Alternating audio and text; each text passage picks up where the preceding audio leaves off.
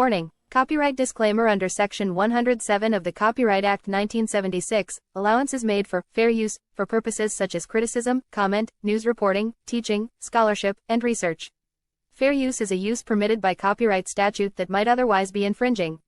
Nonprofit, educational, or personal use tips the balance in favor of fair use. If we were white, if we were Irish, if we were Jewish, if we were Poles, if we had, in fact, in your mind, a frame of reference, our heroes would be your heroes too. Nat Turner would be a hero for you instead of a threat. Malcolm X might still be alive. And everyone is very proud of brave little Israel, a state against which I have nothing. I don't want to be misinterpreted. I'm not an anti-Semite.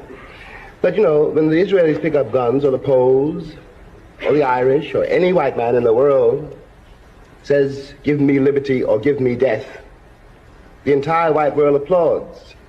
When a black man says exactly the same thing, word for word, he is judged a criminal and treated like one, and everything possible is done to make an example of this bad nigger so there won't be any more like him.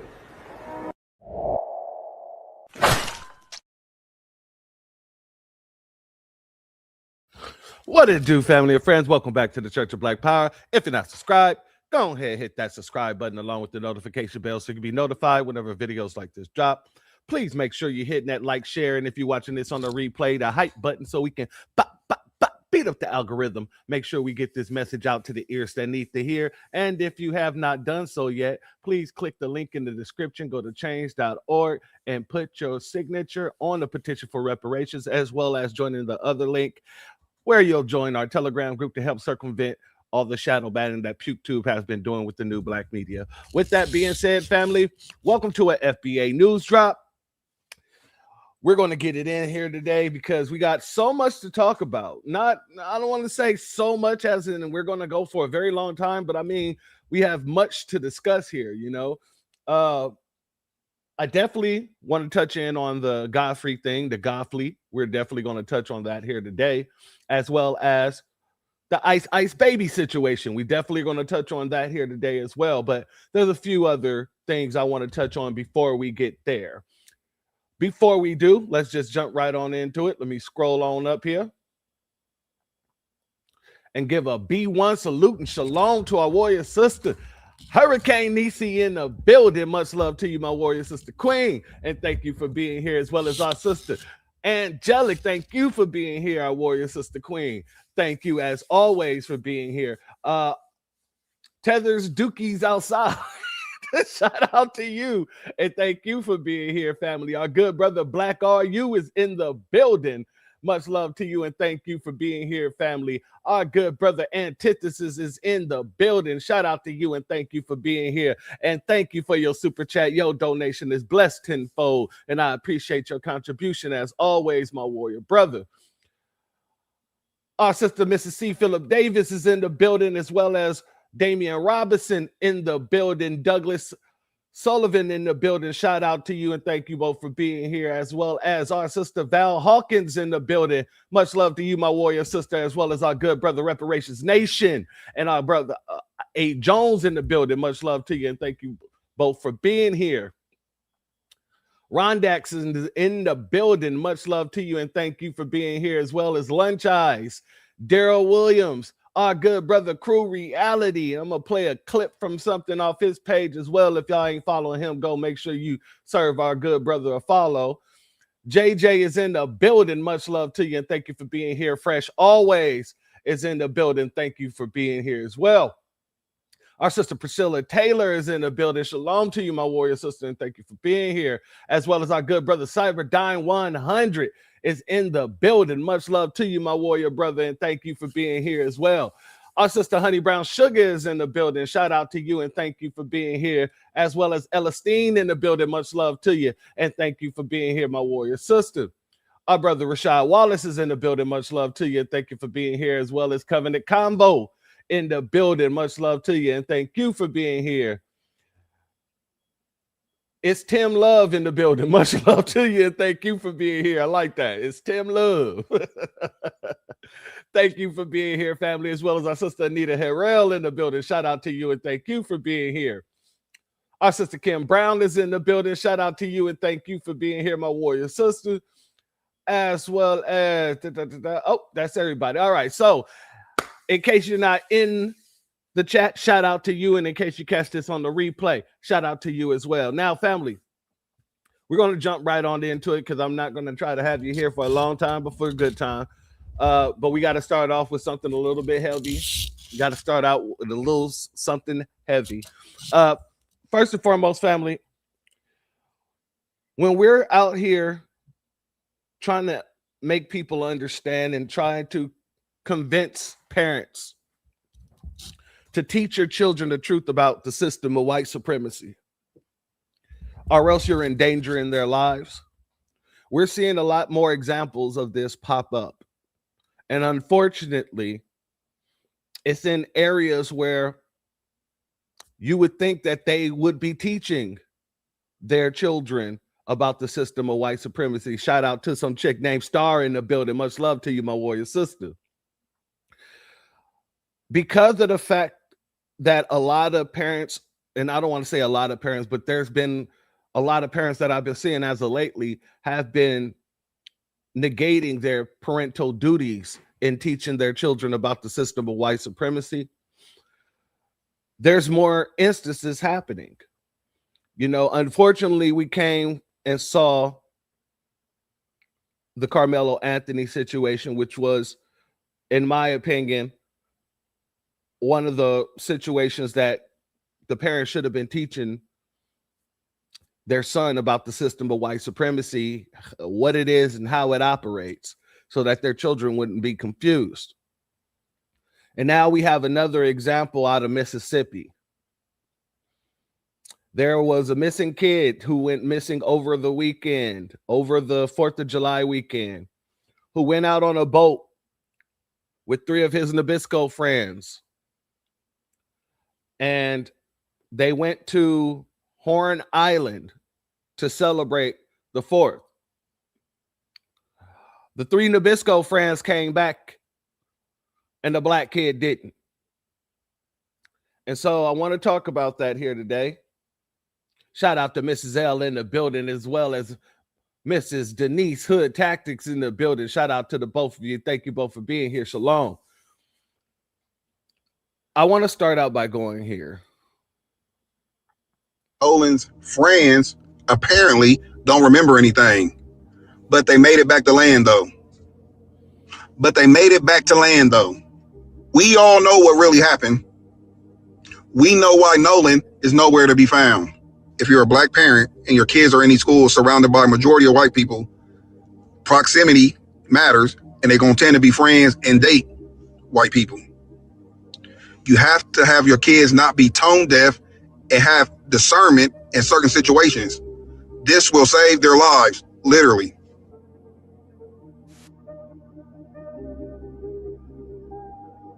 Nolan's friends. Shout out to our good brother Iron Will in the building. Much love to you, my warrior brother, and thank you for being here as always.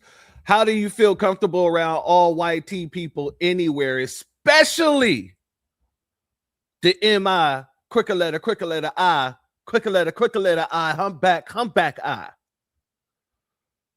That is a question that I would like to know as well. And I have family down in Mississippi, and for the most part, my family, it's like the areas in which they stay in, it's predominantly just black, and then black. You know, and so it baffles the mind when you hear about these situations in places like Mississippi, where a black child is now attending an all-white school, having all white friends, as if Mississippi isn't one of the most racist states to ever do it. I'm going to be honest with you. A lot of folks talk about Texas, but I'm going to keep it 100 with you. And people from Mississippi and people from Louisiana, y'all can go on and correct me if you feel that I'm wrong. But when we talk about the most racist places, I'm thinking Mississippi and Louisiana. It's a tug of war between those two states for me. And that's just my opinion. And that's just because of how the political environment works over there. And the same thing for Texas, but it isn't like Mississippi.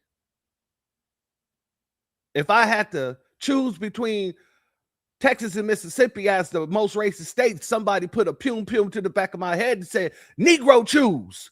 I'd be like, oh, it's Mississippi hands down. That's just me. But yeah, this type of situation always baffles my mind whenever I see things such as this. Shout out to Janice in the building. Much love to you, and thank you for being here. You out in Arkansas and the races run rapid? Racism run rapid all over the place. Alabama, see, we all got a difference of opinion in here, and that's okay. But if you was to put a pum pum to my head, I'd be like, yeah, it's going to be Mississippi. And if not Mississippi, then it's a tug of war between Mississippi and Louisiana. Family, let me go ahead and play this clip here. Shout out to some chick named Star. Thank you for the Cashapp donation. Your donation is blessed tenfold, and I appreciate your contributions as always, my warrior sister. Let's go here. You see that young black man in the middle? That's Nolan Xavier Wells, and he's missing. Last time that he was seen was with those three gentlemen on a 4th of July trip to Horn Island off the coast of Mississippi. Nolan Xavier Wells is 18 years old and is described as a promising student athlete from Ocean Springs, Mississippi. He is approximately 6'1" and weighs about 180 pounds. Family members and community activists have been posting consistently on social media trying to raise awareness about the fact that he is missing. His mother is desperate to find out information. Authorities have asked that anyone with information about Nolan's whereabouts contact the Jackson County Sheriff's Department at 228-769-3063 or call 911. They have also said it is not yet confirmed whether he is still on Horn Island. Leads from both the island area and the mainland are considered extremely important at this time. And why in the world anyone will let their black child go to Horn Island is beyond me. It's beyond me. It is secluded. It is a part of the Gulf Islands National Seashore, and you cannot get to this island in Mississippi without a private boat or a chartered water taxi. It has no cell phone reception. It's extremely secluded. If something were to happen there, there's no way you would be able to get any information out to save yourself or that anyone there would save you. Why anyone would go there with, there's a lot about this that has really, I am praying for this young man's return, and I am praying for his family. Family, shout out to Miss Vita in the building. Much love to you. Thank you for being here. Family, keep yourself and children away from outings with pale people. They mean us no good. And I agree with you. It's been way too many situations where people have been so naive to allow their children to go and spend the night at people's houses, go on trips with these people, and then their child never returns. And this is what makes me think that even the parents don't understand the system of white supremacy. And if they ever have been told about it, they probably was one of the people that was like, oh, y'all just trying to put everything on the white man. I worked hard to get to where I am. And, I'm going to make sure my son has the best and this, that, and the third. Totally negating that no matter how high up you get within the whole realm of the class nonsense, classism isn't going to be the factor. You're not going to break out of the system of white supremacy using class. That does not work. And I've heard way too many. This is one of the biggest issues I have with people out of the third party, namely that Brianna chick. It's the fact that a lot of them love to use, well, this isn't a system. The system is really against all of the poor people. This is really a class system. And that has never been the case. And what they're doing is setting people up for failure by making people believe that we live in a system of class. It is not a class system. No matter how high up you get within the social realms, your children are still targets. Your women are still targets. Your men are still targets, no matter how much money you're making. Now, you can get to a part where you're making enough money where you can hire security and stuff like that. That still would not change the outcome of a situation if you're allowing your children to go with Tom, Dick, and Harry wherever the hell they want to go without letting him know that you live in a system of white supremacy and you got to watch these people, because regardless of whether you like them or not, that does not merit whether or not they like and love you, and whether they're going to fight to protect you or whether they're just setting you up.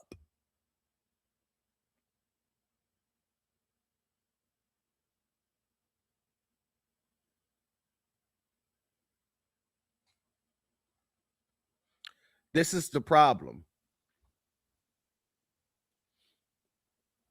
It is our duty, our number one duty as parents, to teach our children how to survive in this system so that they can teach their children.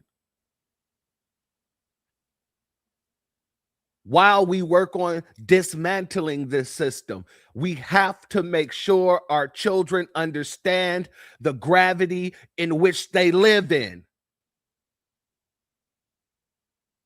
Otherwise, you put a target on their backs.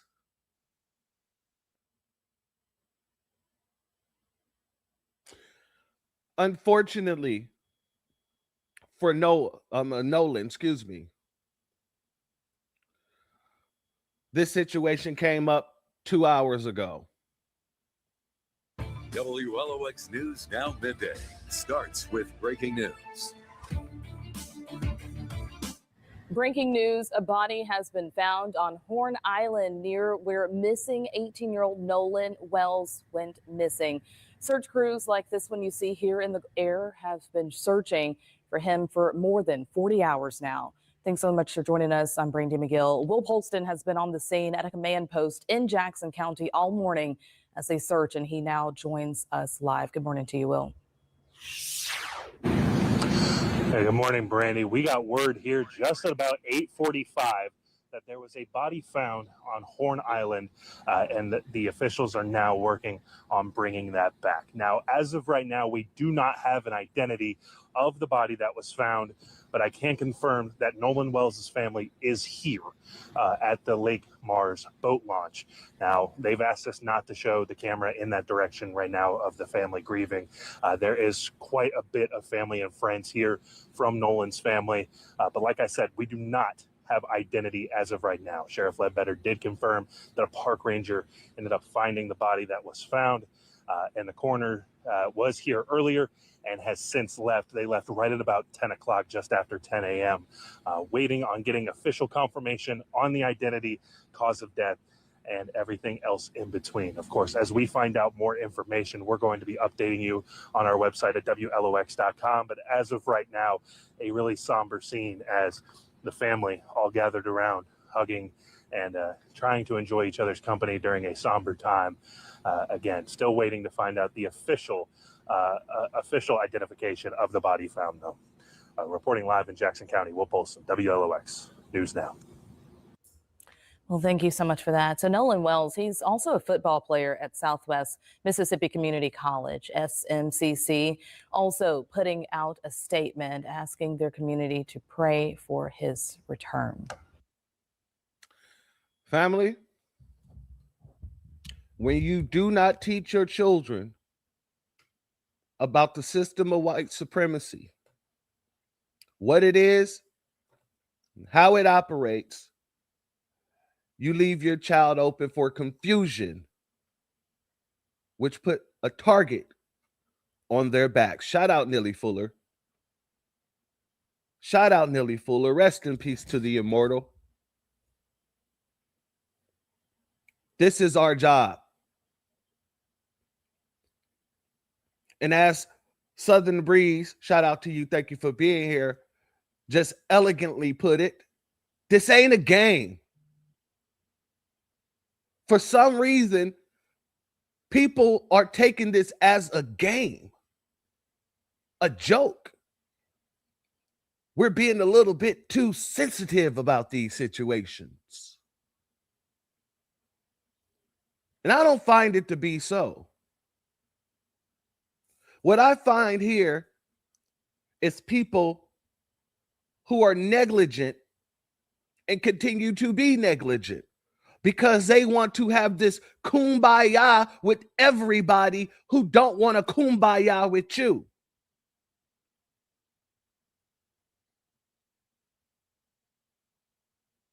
And the unfortunate thing about it, Nolan was supposed to be going to college soon. Something he will never experience. Because the decisions wasn't calculated. I don't care how much I like anybody. I don't trust you on no damn boat. That's just me. I've been on a boat several times. Don't get me wrong. My brother, rest in peace, T-Roo, he used to own a boat. We used to go out on the water all the time, go fishing and things like that. But that was my brother.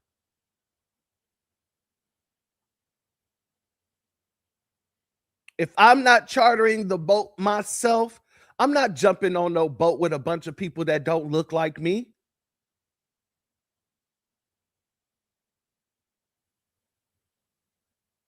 Let's just be very clear about that.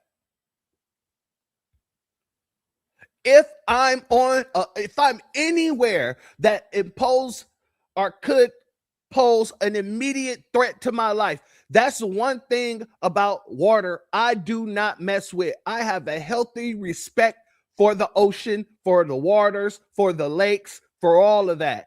I know that anything can happen on those waters. So if I know that anything can happen on those waters, why would I give other people an opportunity to make anything happen on those waters? Stick with me. It would be irresponsible of myself to get out there on those waters that I already have a healthy respect for with a bunch of people that don't have a healthy respect for me.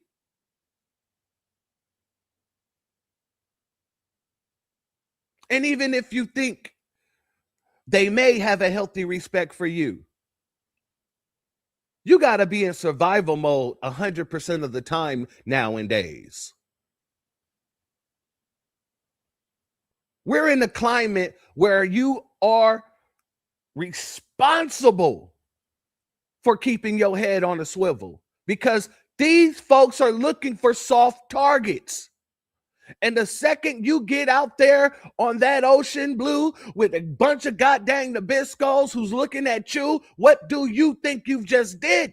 You can't keep your head on a swivel when you can't run nowhere, when you can't go nowhere, when you're stuck on a damn boat with these devils.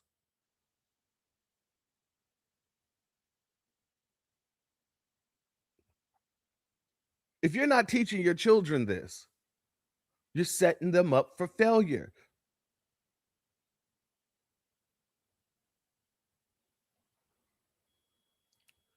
Shout out to FBA Lineage, Culture, and History in the building. Much love to you, and thank you for being here, and thank you for this comment. Church, I even respect the water in my bathtub. Abso-damn-lutely. I don't play with water and electricity. I respect both of them to the highest, and I'm with you right there. I'm with you 100% fold. So if you don't trust things that goes on the thing that you have a healthy respect for, because I don't trust boats that much. The only reason why I got on the boats that I got on is because my big brother was there. And, you know, he pulled that, you know, older brother role. Man, stop acting like a little bitch. Get on this boat. And I'm getting on the boat reluctantly, grabbing my fishing rod. And don't be calling me no bitch, god dang it. But I'm not just going to go do that with anybody.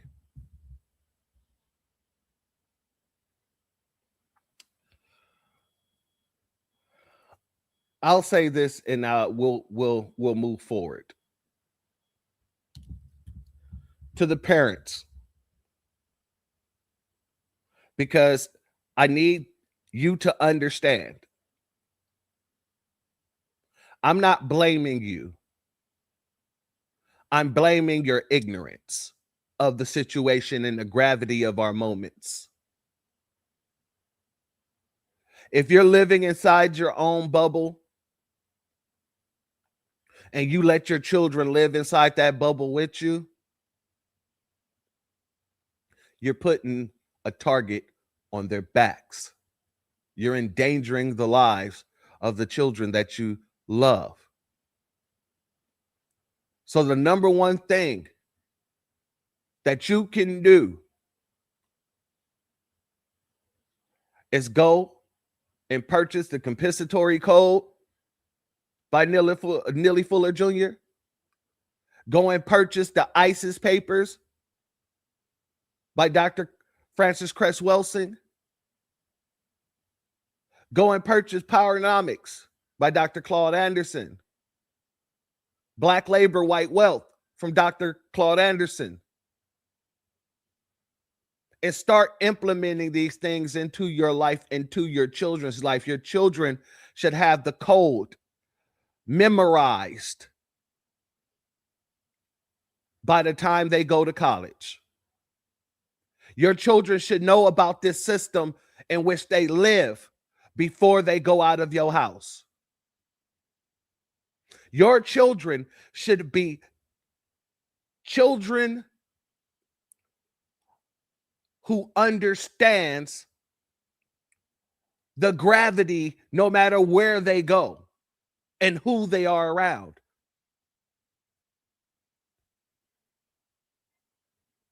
Your children should be awakened. And when I say awakened, I mean that pineal glands, that melanin, that intuition needs to be awakened. So when they get around situations such as this, they get that inkling and they like, yeah, nah, I think I'm cool. Y'all go ahead. I'm good. I can't tell you how many times that I was able to listen to my intuition when I was younger. When I lived in LA, the homies went to this party, and it was across the street from Jesse Owens Park. That's on Western over there by Century, in case you don't know where that is, if you're not a LA person. And a bunch of bad chicks was going to be there. We knew a group of bad chicks was going to be there from our school. And, you know, they were like, hey, we heading over there. We're going. And something just didn't sit right with me. Like my stomach kept quivering. And I'm like, what is going on? And I'm at the house when this is happening, while they're telling me this.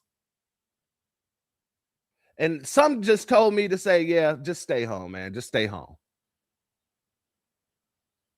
And so I told him, I was like, yeah, man, you know what? I think I'm just going to stay in because, you know, I don't really want to go all the way over there. And plus, you know, they're at our school. I could see them anytime. You know, I ain't really tripping. They was like, you sure? I'm like, I'm positive. Yeah, I'm just going to stay at home. I went in, I played my game for the rest of the night. The next day, I got a phone call for one of my homies. And he was like, man, let me tell you what happened. And I'm like, what? What happened? Y'all got lucky? He was like, nigga, no. He said, I wouldn't call it luck whatsoever. He said, me and Ronnie was dancing on the dance floor with these bad chicks. And we didn't even know who these chicks were. They were just from another school. And they wanted to dance with us, so we were dancing. And one of their brothers walked into the house. And for some reason, he started getting into it with another guy that was there. and they shot up the party. We got out of there by the skin of our hair. I said, where's Ronnie? Is he okay? He was like, yeah, man, Ronnie got out of there first. He jumped out the window. The party was on the second floor. So this dude jumped out the window out the second floor and got to his car. The most important thing that you can do for your children is to educate them about the system in which they live in and help them hone their intuitions. As I've explained several times over, whether you believe it or not, in my studies, your intuition is your psychic ability. Make sure your children listens to that psychic ability.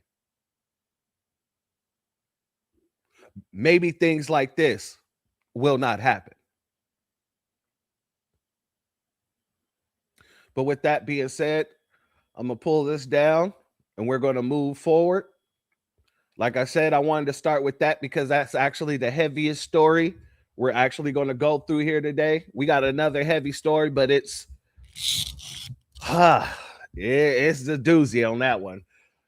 Let me give a B1 salute to Mrs. Vita. Thank you for your Cash App donation. Sorry, your super chat donation. Your donation is blessed tenfold, and I appreciate your contributions as always, my warrior sister. Brother, continue to keep our people alert. We all we got, and you are absolutely right. And also, we are all we need. You know, things happen when we're around each other too. Don't get me wrong, but there's a less likely chance things are going to happen when you're around your own. This is why when we were together, we were thriving. We were thriving because we knew to keep ourselves, we have to look out for ourselves.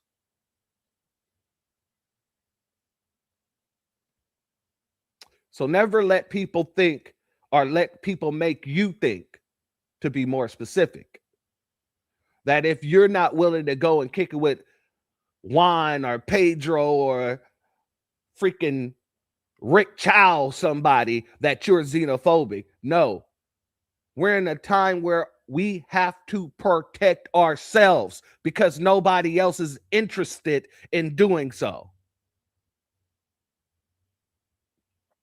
Thank you once again for that comment, family. And thank our brother Christopher Ellis in the building. Much love to you, my warrior brother. And thank you for your super chat as always, my warrior brother. And thank you for all your contributions. It's like some of these parents don't want to face the facts that war has been declared on us. Rest in peace, Nolan Wells. You're absolutely correct. Some people are living in denial because they don't want to have to fight. Some people are living in denial because they don't want their children to have to live like that. But the unfortunate part is we don't get to make that decision. We're not granted that type of luxury. And at the end of the day, if you want your children to survive this system, you're going to have to put on that helmet and get out there and get into the fight. Shout out to our brother Christopher Ellis once again. Now, family, since that was a little bit heavier than I really don't like doing heavy stories like that because it just goes to show that there's still a lot of people who are naive enough to let this go down. And that is heartbreaking and it is heart-wrenching. But this conversation needs to be had so that more and more people hear it, so that more and more people understand where we are in this lifetime. Shout out, Mrs. Denise. Yes, we people need to know the real. Now we're going to go from that to talking about old Amru Fudel.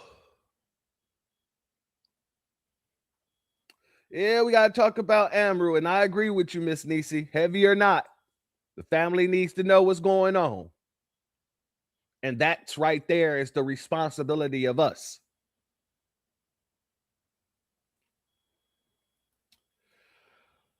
Old Amru Fudel got his wake-up call a few times. And I'm going to say, screw it.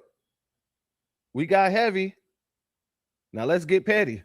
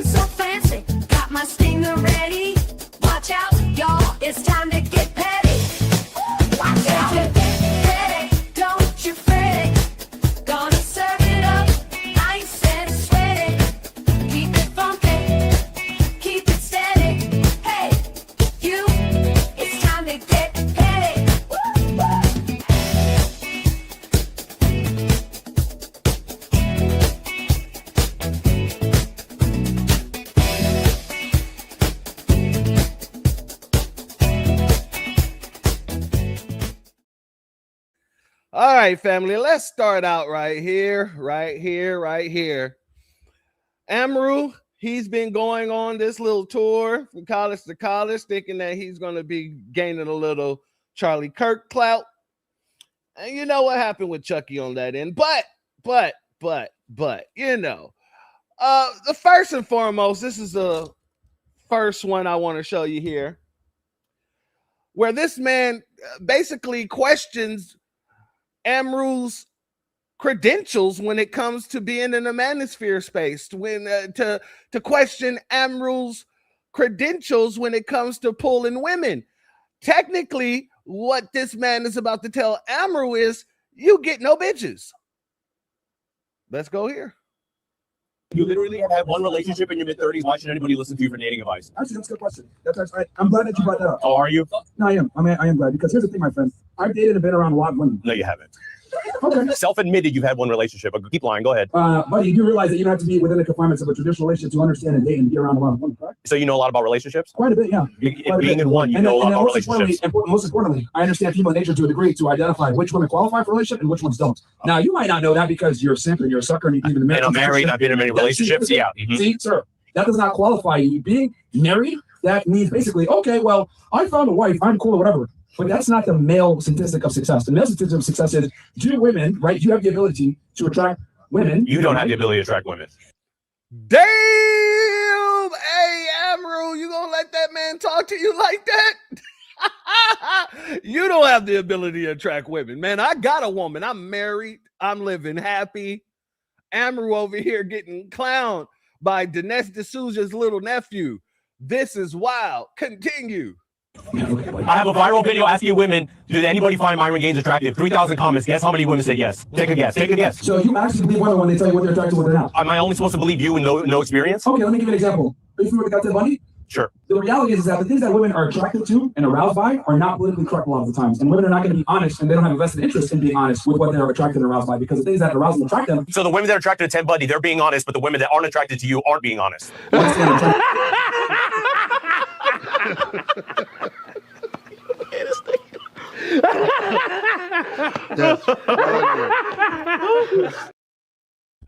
Byron, how you let this man cook you up like butter chicken? How? Come on, Amru. Swing. Fight back, Amru. This man is cooking you like buttered chicken. He's cooking you like the greens that Kamala washed in the bathtub. He just put all kind of hot sauce on it. Fight back, man. Swing.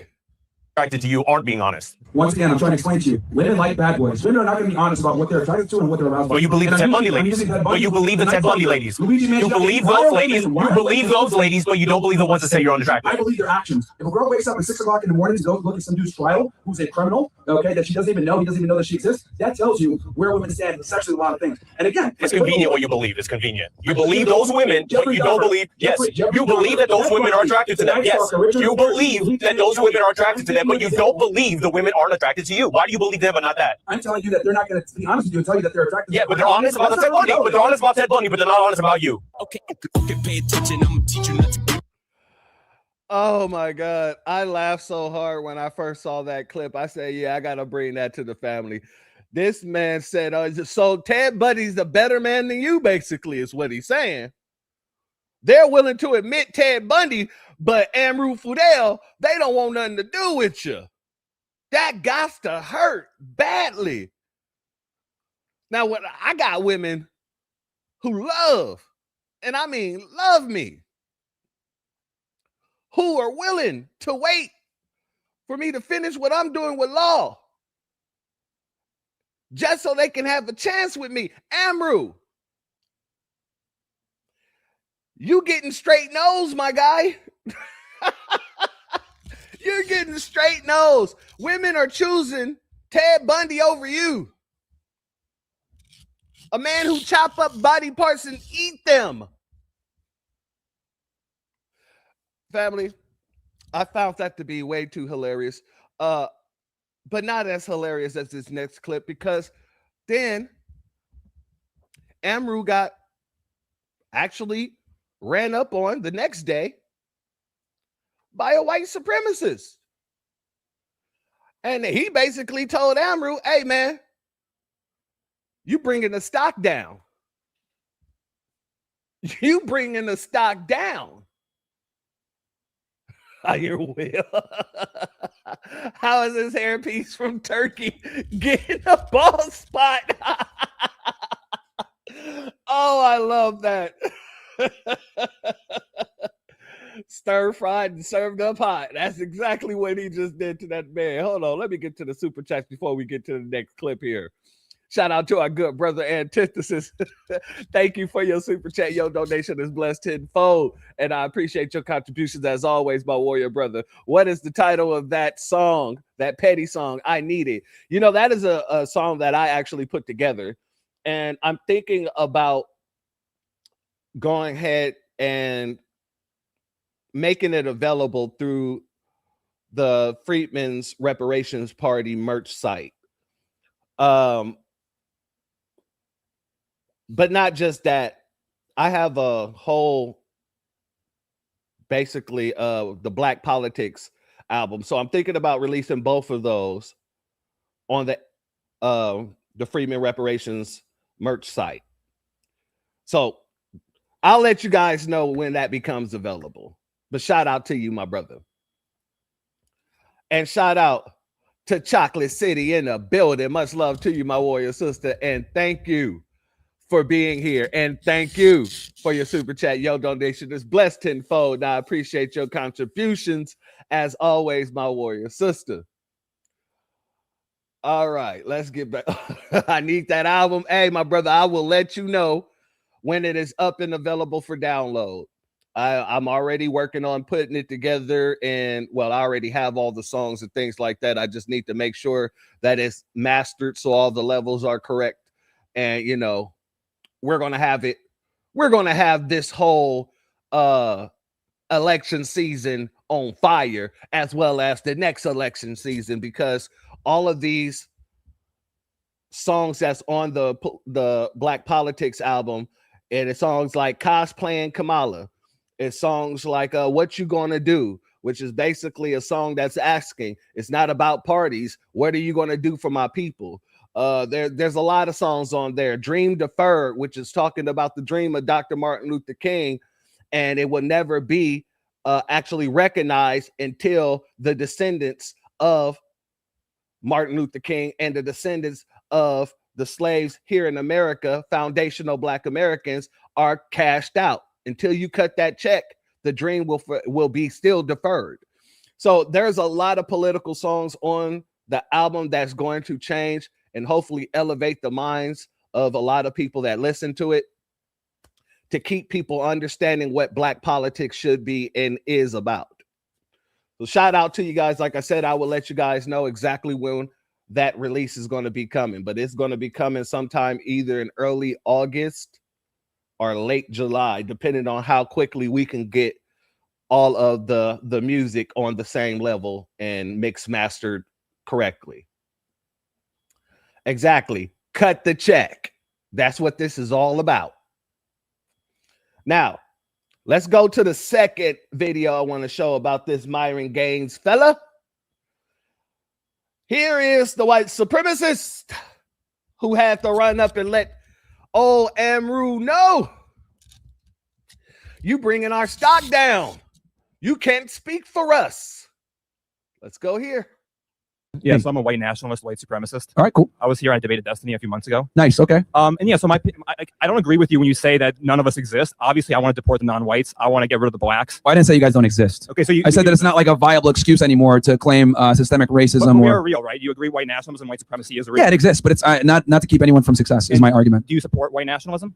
I support any groups of people to exercise nationalism. I've been very vocal about this. I think if people want to be Black nationalists, people want to be Mexican nationalists, people want to be nationalists in general, and they love their group of people, that's fine. I've always thought it was weird how white nationalists can't be white nationalists without being called some pejorative term or, lose job opportunities. Meanwhile, other groups of people can be nationalists with no consequence. So I think, I think every group of people should be able to be proud of their skin and their heritage. So that's going to be a civil war, right? If there's Black nationalists, white nationalists, Latino nationalists, that's going to be a civil war, correct?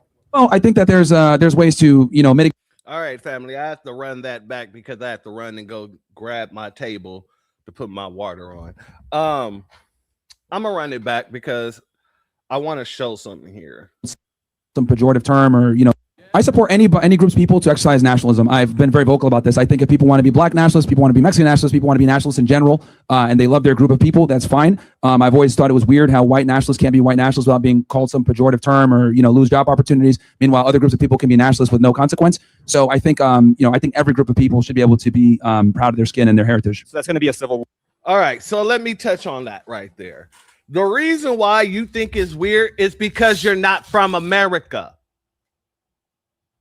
Myron is Sudanese, correct? He's from the Sudan, right? Family in the chat, please correct me if I'm wrong. Amru is actually Sudanese, correct? And I'm going to wait until I get that answer. All right, shout out to our good brother Black RU. Yes, he is Sudanese. Okay, great. You think that it is weird that white folks can't practice white nationalism because you wasn't even here when they was practicing white nationalism. And really, it never stopped. It never stopped. So you come in after we done made the United States a safer place for people that look like you, only to try and then say, well, why can't white people say that they're proud to be white? Why can't white people say white power like Black people say Black power? Because with our history, when we say Black power, we wasn't going out lynching white people.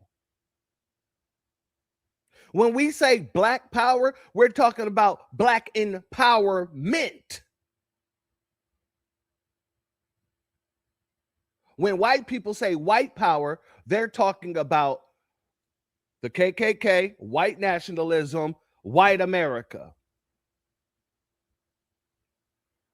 Whenever they've said white power,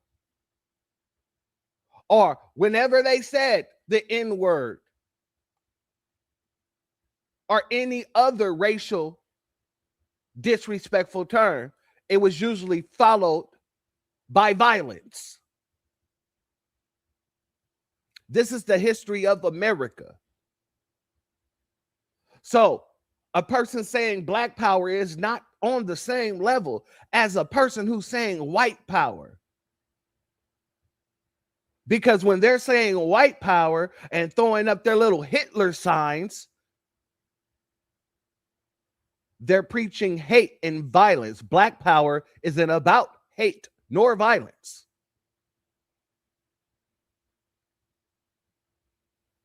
Continue. War, right? If there's black nationalists, white nationalists, Latino nationalists, that's going to be a civil war, correct? Well, I think that there's ways to mitigate that and exist in harmony. I mean, Lincoln Rockwell had a great admiration for Malcolm X. Nationalism literally means we don't want to live in harmony. We want to have our own nation. Well, you can do that via segregation. You can do it via. There's other ways to go about it, but so with the Civil Rights Act, we want to repeal the Civil Rights Act. You are against that, correct? I just don't think that's a viable. That's a realistic option in 2026. So repealing. I understand that you want to repeal it, but we have to be realistic. As like, are you really going to be able to repeal that in 2026 and beyond? I actually think we will. But okay, do you think that's more or less likely than repealing the 19th Amendment? Well, the 19th Amendment. I think that's if we want to talk about the 19th Amendment, that's actually created a lot of the issues that we have. But I think, we'd probably be able to repeal I think it'd be easier probably to repeal the 19th Amendment. Okay, but once we repeal the 19th Amendment, the entire reason that white nationalists want to do that is because then women won't vote and then we'll win on white nationalism, correct? Isn't that the entire goal? I don't know about that, man. I mean, the reality is that, whites are, dropping off when it comes to the majority. And then we want to stop that. We want to get rid of the non-whites. Of course, I get that. But the other reality also is that many of the whites aren't going to vote for that, right? Like this is a very small subset of people that believe that way, which again, this is the beauty of the United States of America. We can have this discussion, and so the First Amendment. JQ arguments, right? And so one of the JQ arguments, I watched your video with Louis Theroux, the behind the scenes. You mentioned a lot of JQ arguments, but the one that you didn't mention was the whole idea that immigration is Jewish. Do you believe that immigration is Jewish? That was brought up, but he actually cut that out. Okay. We did a lot of discussion. He cut out, we did hours of discussion. He cut all that stuff out. So you believe that the Jews are trying to replace white people in America. Is that correct or no? I would argue there's some truth to that, yeah. You think so? Okay. I would, yeah. And then it's kind of funny because they don't practice that in their own state at all. And so it seems like they're having a very civil conversation, don't it? Until it isn't. Shout out Only Pamela's Way in the building. Much love to you, my sister. Thank you for being here. Let's continue. You don't think that we should stop that or we should continue it, or what's your opinion? Well, I think immigration needs to be at this point extremely selective if we're going to. We're already a minority. If we don't do mass deportations, what's the point of this? Well, again, you're going to argue from that perspective because of your perspective, and I right understand. Or am I wrong? Yeah, well, you can make that argument, but I do think that there is some merit from bringing in people from other places also with the that have some skill set. So, do you support legal immigration? Do you not support it? What's your opinion on that? So I think immigration works, but it's got to be, we have to fix it. We need an immigration moratorium for several years. We need to fix our visa system. We need to fix our border. We need to fix the sanctuary city problem. We need to fix our asylum issues. We have so many problems when it comes to immigration. It's literally a quagmire. It's a disaster.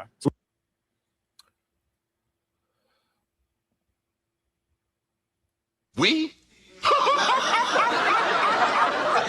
We. Myron, who the hell is we? Amru, who the hell is we?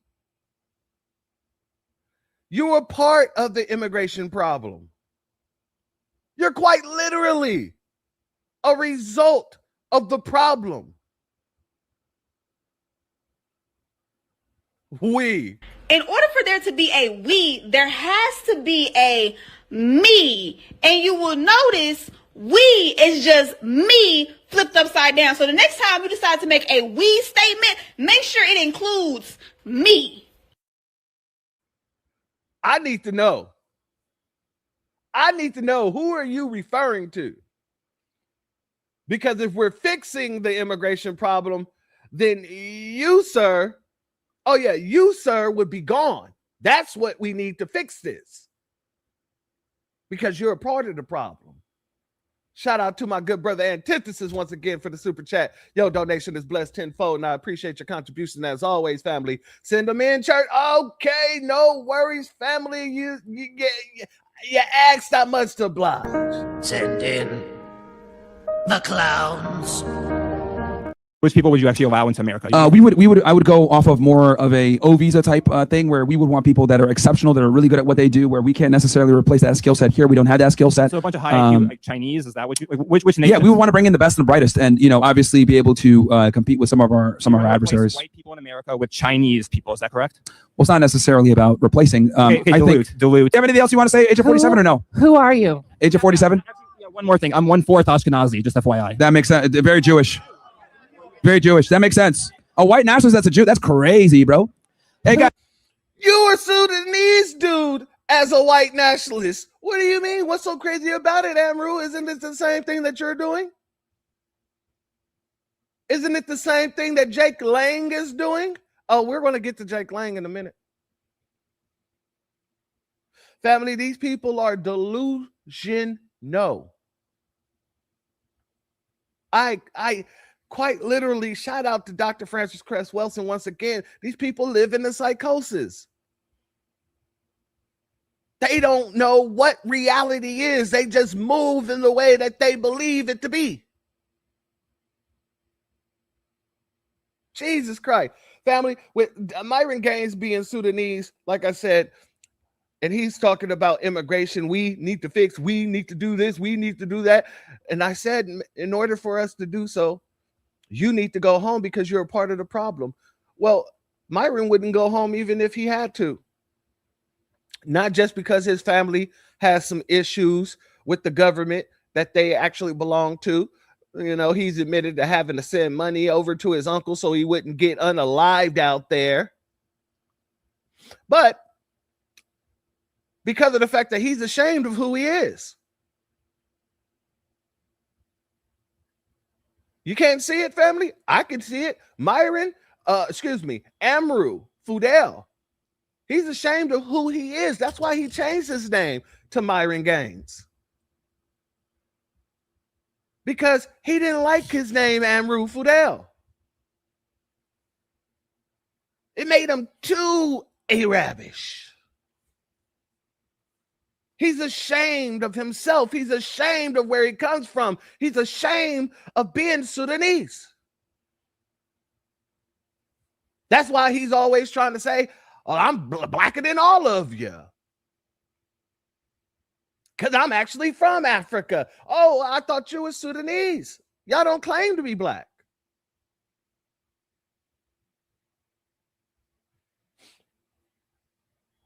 Shout out to our sister I Am Key Era in the building.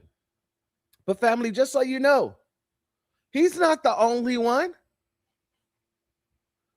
He's not the only one. There are other people who are coming out who are saying they're ashamed of being Sudanese as well. Let's go here. Shout out to our sister Brooke in the building. Much love to you, my warrior sister. And thank you for being here. God dang it. I'm going to make that new account a mod as well, my sister, just so you can make sure you putting your links into the chat. Give me a hot second. I'm going to play this while I do that. Oh, didn't even change it. There we go. So a week ago, I made a video and said that I was embarrassed to be South Sudanese, right? And you guys said under that video, I shouldn't be this and that, making hella excuses, right? So yesterday, I come on the same app and I seen 2 pictures of old-ass South Sudanese men marrying children. How is that not embarrassing? Tell me now. How's that not embarrassing? Because it is, right? I also made a video and said that our country is full of R. Kellys. What do you guys say under that video? You guys try to shame me, and you guys made an excuse and said that it's a part of our culture. Old-ass men marrying children is not a part of our culture, and it's not normal, and it's not okay, right? Child marriage is not okay.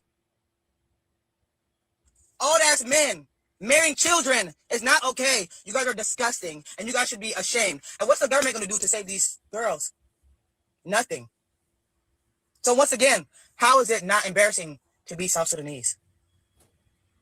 Right? This is why I advocate for women on my page, right?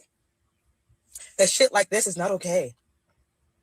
And we also know a lot of men who are in the United States who go back home to go do that shit. Because if they were in the United States doing that same shit, they would be in jail and in prison. Pedophiles should not be alive. Period.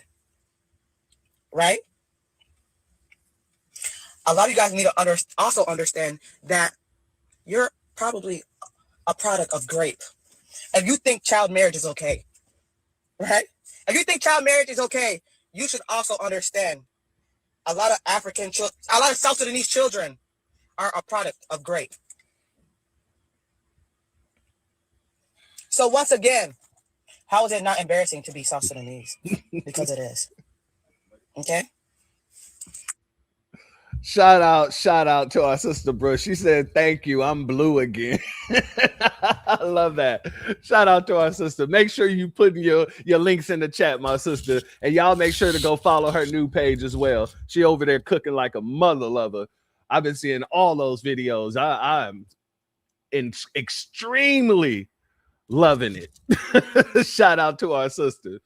Now, family, with everything this woman just said, what are people such as herself and Myron doing in order to change those conditions? Oh, Myron ain't doing nothing because Myron's too afraid to go back. But I can respect someone who comes out and just say what it is. I can respect a person that just comes out and say what it is. That's a understandable situation. Okay, cool. And now, since you're able to actually address what's going on, you're actually able to speak about these things. Now the next thing that you have to do is figure out what can you do about it. And we're going to talk about some folks as well who blame us for situations and conditions that's going on in their homeland without having any type of inkling of going back over there to do what they need to do for their own people. They're over here complaining to us about what we're not doing for people that's halfway across the globe, if not all the way across the globe. And that absolutely makes no sense. However, Amru, oh man, you done had so many wake-up calls. Yo nigga wake-up calls have been coming back to back. I can't wait for the finale. This when you see these many wake-up calls going back to back to back, that's just an appetizer, family. That's just an appetizer. The universe is setting us up and preparing us for the main course of the situation. And trust me when I say I got my napkin on, I put on a bib, because the main course is going to be delicious. Guaranteed. Shout out to our brother Christopher. He said, Brooke cooked God Fairy, and you are absolutely right on that. That's what I'm saying. She's over there cooking with fish grease. If you ain't been over there yet, you need to go over there and support that channel. Make sure you supporting those videos. Get our sister up to the amount that she needs to make sure she can go live on that channel. Now, from one supremacist wannabe to the Jewish supremacist wannabe, we got to talk about Jake Lang. Now, Jake Lang was released from jail. I'm going to play these two clips real quick, and then we're going to come back and discuss, because there's some things we need to discuss on this situation here real quick. We've learned the right-wing activist accused of threatening to kill Carmelo Anthony has posted bond and ordered to leave the state. Our JD Miles is at the jail and shares more about the case and the bond restrictions. No one I've spoken to in the justice system can remember a judge ordering someone to leave the state as a bond condition. But Jake Lang told us he plans to adhere to those instructions, but denied that his reported threat to kill Carmelo Anthony was serious. Freedom! Woo-hoo! Going to get some barbecue and then get on a plane, because I'm not allowed, the first man in American history, to be kicked out and banned from the state of Texas for my political ideologies. Jake Lang left the Collin County Jail with a GPS monitor attached to his leg after posting a $250,000 bond. He's been ordered to leave the state except for court dates after his arrest for making a terroristic threat. It's related to a live stream social media post of the scene outside the Collin County Courthouse during the Carmelo Anthony murder trial. Authorities say Lang made a threat to kill Anthony while in a hostile verbal exchange with one of the teen's supporters. And I'll be right here too. And I'll be right here too. So you gonna kill him? Yes. So you gonna kill Carmelo Anthony? Yes, I will. Outside the jail, Lang called his arrest politically motivated. The 31-year-old, who was part of the January 6, 2021 attack on the U.S. Capitol and pro-ICE demonstrations in Minneapolis, says after this arrest, he plans to tone down some of his extremist rhetoric. So yes, of course, we're going to be moving forward, trying to really watch the way we're speaking in the future, knowing that it was hyperbole, knowing that it was an exaggeration. I didn't have any weapons on me. You know, I would never do such a thing. Lang has posted on X that he was joking about killing Carmelo Anthony, but he faces 2 to 10 years in prison if convicted. In McKinney, JD Miles, CBS News, Texas. All right, that's the first clip. Here's the second. Has been released from the Collin County. A pardoned January 6th rioter has been released from the Collin County Jail after being arrested during the Carmelo Anthony murder trial. Far-right influencer Jake Lang was arrested earlier this month on a terroristic threat charge. He was among the demonstrators who showed up outside the courthouse during the trial. A judge recently banned Lang from being in the state except for court appearances. Fox 4's David Santendry has more from the case. David. Hey, Heather and Steve. Yeah, Jake Lang walked out of the Collin County Jail this morning, speaking with one of our photographers about that terroristic threat charge and his ban from the state of Texas. Far-right influencer and pardoned January 6th rioter Jake Lang walking out of Collin County Jail Tuesday after multiple arrests this month related to the Carmelo Anthony trial. Why am I the one being mistreated by the justice system? Lang's most recent charge, felony terroristic threat. According to an arrest warrant affidavit obtained by Fox 4, Lang was identified on video outside Anthony's trial, saying he'd kill Carmelo Anthony with a shot to the head. Lang was charged by the Texas Department of Public Safety.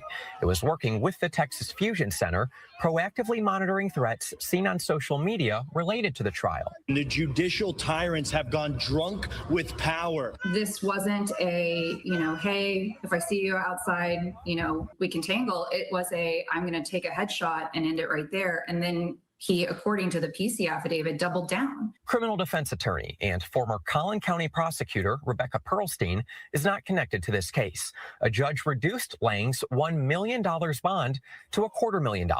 That initial $1 million bond is higher than some people receive for a murder charge, but Pearlstein says Lang's past likely plays a role. He had been told to stay away from the Collin County courthouse. On June 2nd, Lang was charged with criminal trespassing after admitting to climbing a fence to the site of the fatal stabbing of Austin Metcalf. Conditions of Lang's bond prohibited him from going within 200 feet of the Collin County courthouse for 30 days. But 2 days later, he was back. He hadn't been deterred by being told to stay away or to back off. Fox 4 witnessed people on both sides of protests at Anthony's trial making confrontational and sometimes violent statements. You had people gathering outside the courthouse every day. You had a lot of people who were, very emotionally charged. For now, Lang is banned from the state of Texas unless appearing in court or meeting with his attorney. But I'm not able to stay in Texas right now. I have 24 hours to vacate the most free and most conservative and most patriotic state in the country. So I have to get out of here. If convicted on that terroristic threat charge, Lang faces up to 10 years in prison. He's also facing a felony charge in Minnesota for allegedly destroying an anti-ICE sculpture on Capitol grounds. Again, he served 4 years in prison for his role in the Capitol riots, but was released after a pardon from President Trump. All right, family. So there's a few things I must say here about this topic. Number one, yes, I did notice the way he came walking out of the jail and how emotionally charged he was. You seen the tears in his eyes? There was kind of tearing up there, I noticed all of that. But the thing I noticed overall, and this just goes to show, as Torian says, Operation Protect the White Boy, because that's what's going on here. How in the hell does Jake Lang already, he's out on bail? He goes to a place where a judge tells him not to go. He throws out a bunch of terroristic threats and gets arrested, given $1 million bail. But then has that bail decreased when he's already out on bail. Make that make sense. It's the same thing that they was doing with Chud the butt plug. God dang it, Chud was out on bail for another case. As a matter of fact, he was out on bail when he shot old boy. And the judge said, yeah, I can't lower your bail because you were already out on bail and you did such a thing. So how is this man going into the courtroom and the courtroom not following the same procedure? You're out on bail already. You went to a place we told you not to go. You went basically spewing a bunch of terroristic threats. We cannot lower your bail. But yet the judge still saw fit not just to lower his bail, but then to tell him, if you get out on bond, we're going to put you on an anchor monitor and you can't stay in the state of Texas. I've never seen that happen. I have never, not once, seen that happen in the state of Texas or anywhere else where somebody was already out on bond, went to a totally different state, caused trouble, caused something as large as a terroristic threat situation to where they get arrested and put on $1 million bond. And all of a sudden, the judge say, you know what, I'm going to go ahead and lower that bond. And not only am I going to lower the bond, I'm going to let you out on bond, and I'm going to give you an anchor monitor, and I'm going to tell you to leave the state.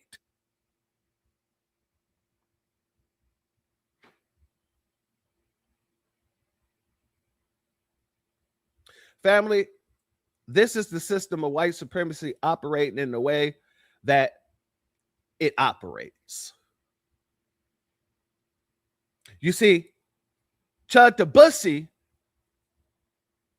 he was able to stay in jail and to keep his bail $1 million, even though they lowered it from 1.2 to 1 million. He was still held accountable for that situation. Why? Because of the fact that he didn't get the job done. And he did it at the courthouse. So, of course, the court is saying, okay, cool, we're going to have to keep you.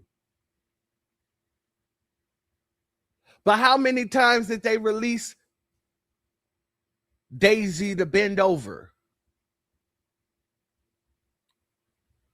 How many times did they release Daisy to bend over before something serious actually happened?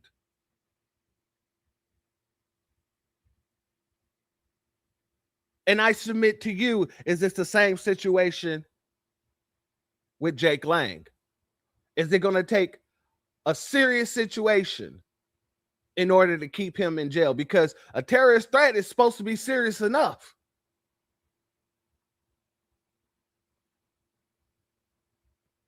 But that's exactly what they're doing. They're allowing him to once again go out to terrorize more black people instead of neutralizing the situation.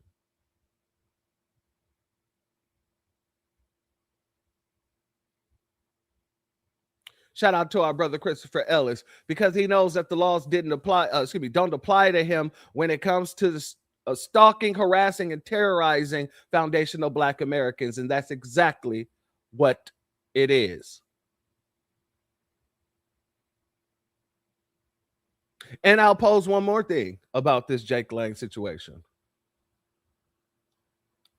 Who's to say he's not working for some 3-letter agency?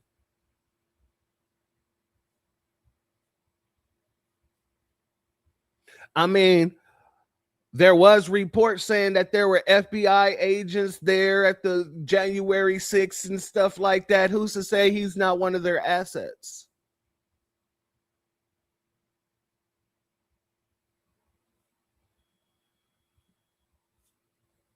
I'm just asking. I'm just this is just a hypothetical. This is a hypothesis, if you will.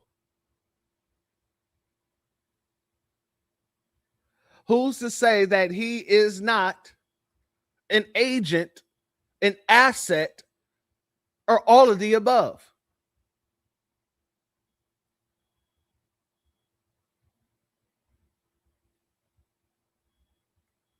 I'm just saying. Now, Jake had Jake found it upon himself to go out to my home state of California. And Jake went out in front of the BET Awards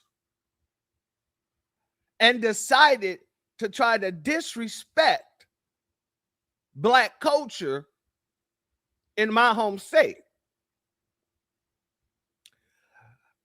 And Jake found out pretty quickly that, yeah, Cali ain't the place to be going to do that. Yeah, California, you don't want to go to California thinking that you're going to go out and be a overt white supremacist in the face of everybody and think that you're going to get the type of protections that you would get in Texas. No, California is not Texas by no means. For the most part, Texas, yeah, they like to protect their white supremacists as much as they can. California do too.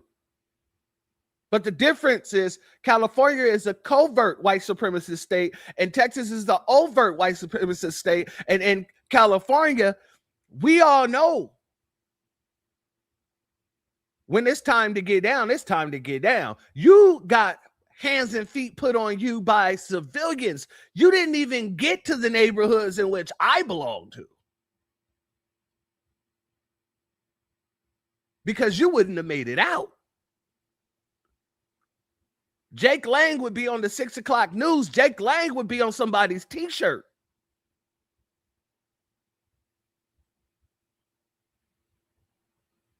You don't know what you're doing when you come to California until it's done when you're messing with Black people. You just got to understand that. It's just a California way of mind. No matter how much people say, we can't get together in California, we don't link up, it's Bloods versus Crips and all this other stuff. I didn't see many rags tied together when it came down to racism and anti-Blackism. I didn't see many flags tied together when it came down to making sure these soldiers, these race soldiers, are out of the paint. Red, blue, orange, green. So, as somebody from Watts, I could tell you 100% fold, my guy. You got lucky. You were very lucky.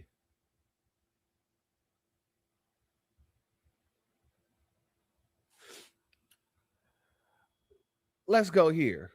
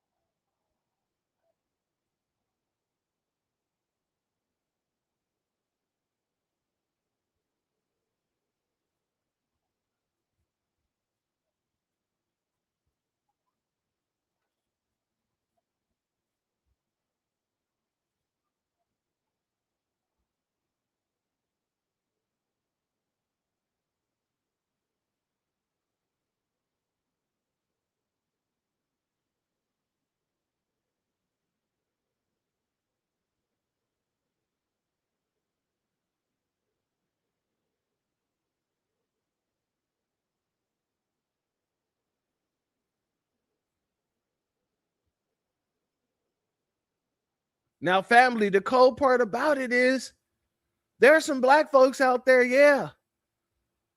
But those Nabiscos are out there as well. Those Latinos are out there as well. Jake Lang caught hands from all kinds of communities. Let's continue.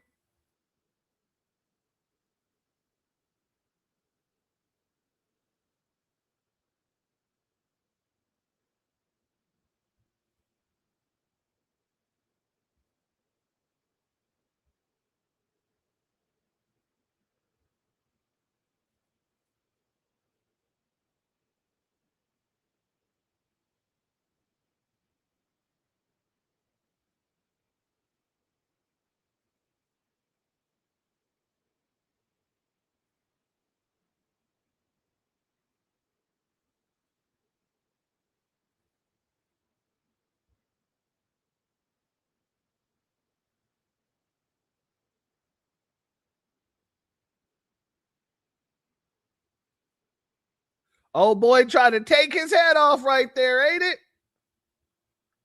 Oh, snap. Oh, family, I apologize.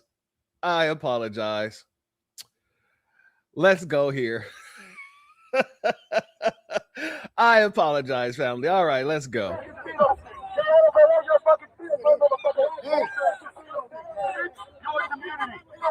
Fix your community. Fix your community.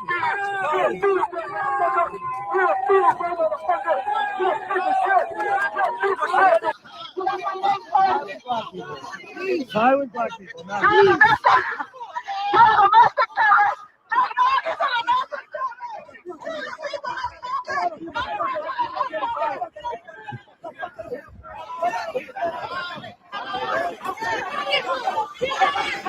black people can't control their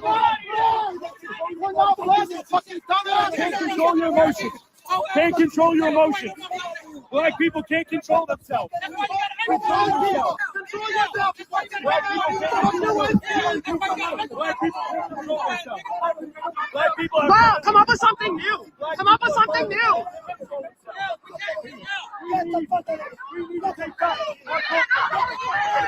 Black people are violent.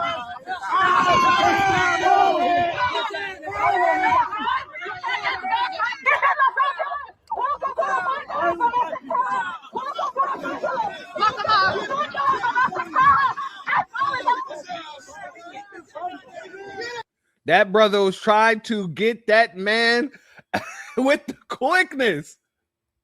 Get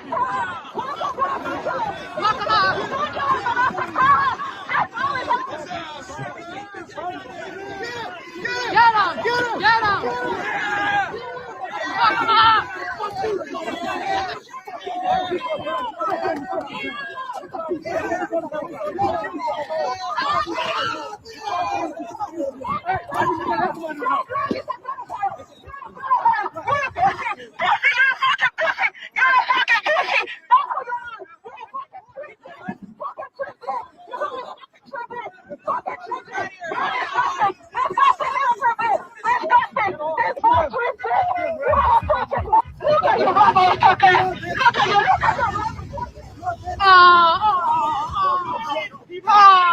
Run like the little bitches you are!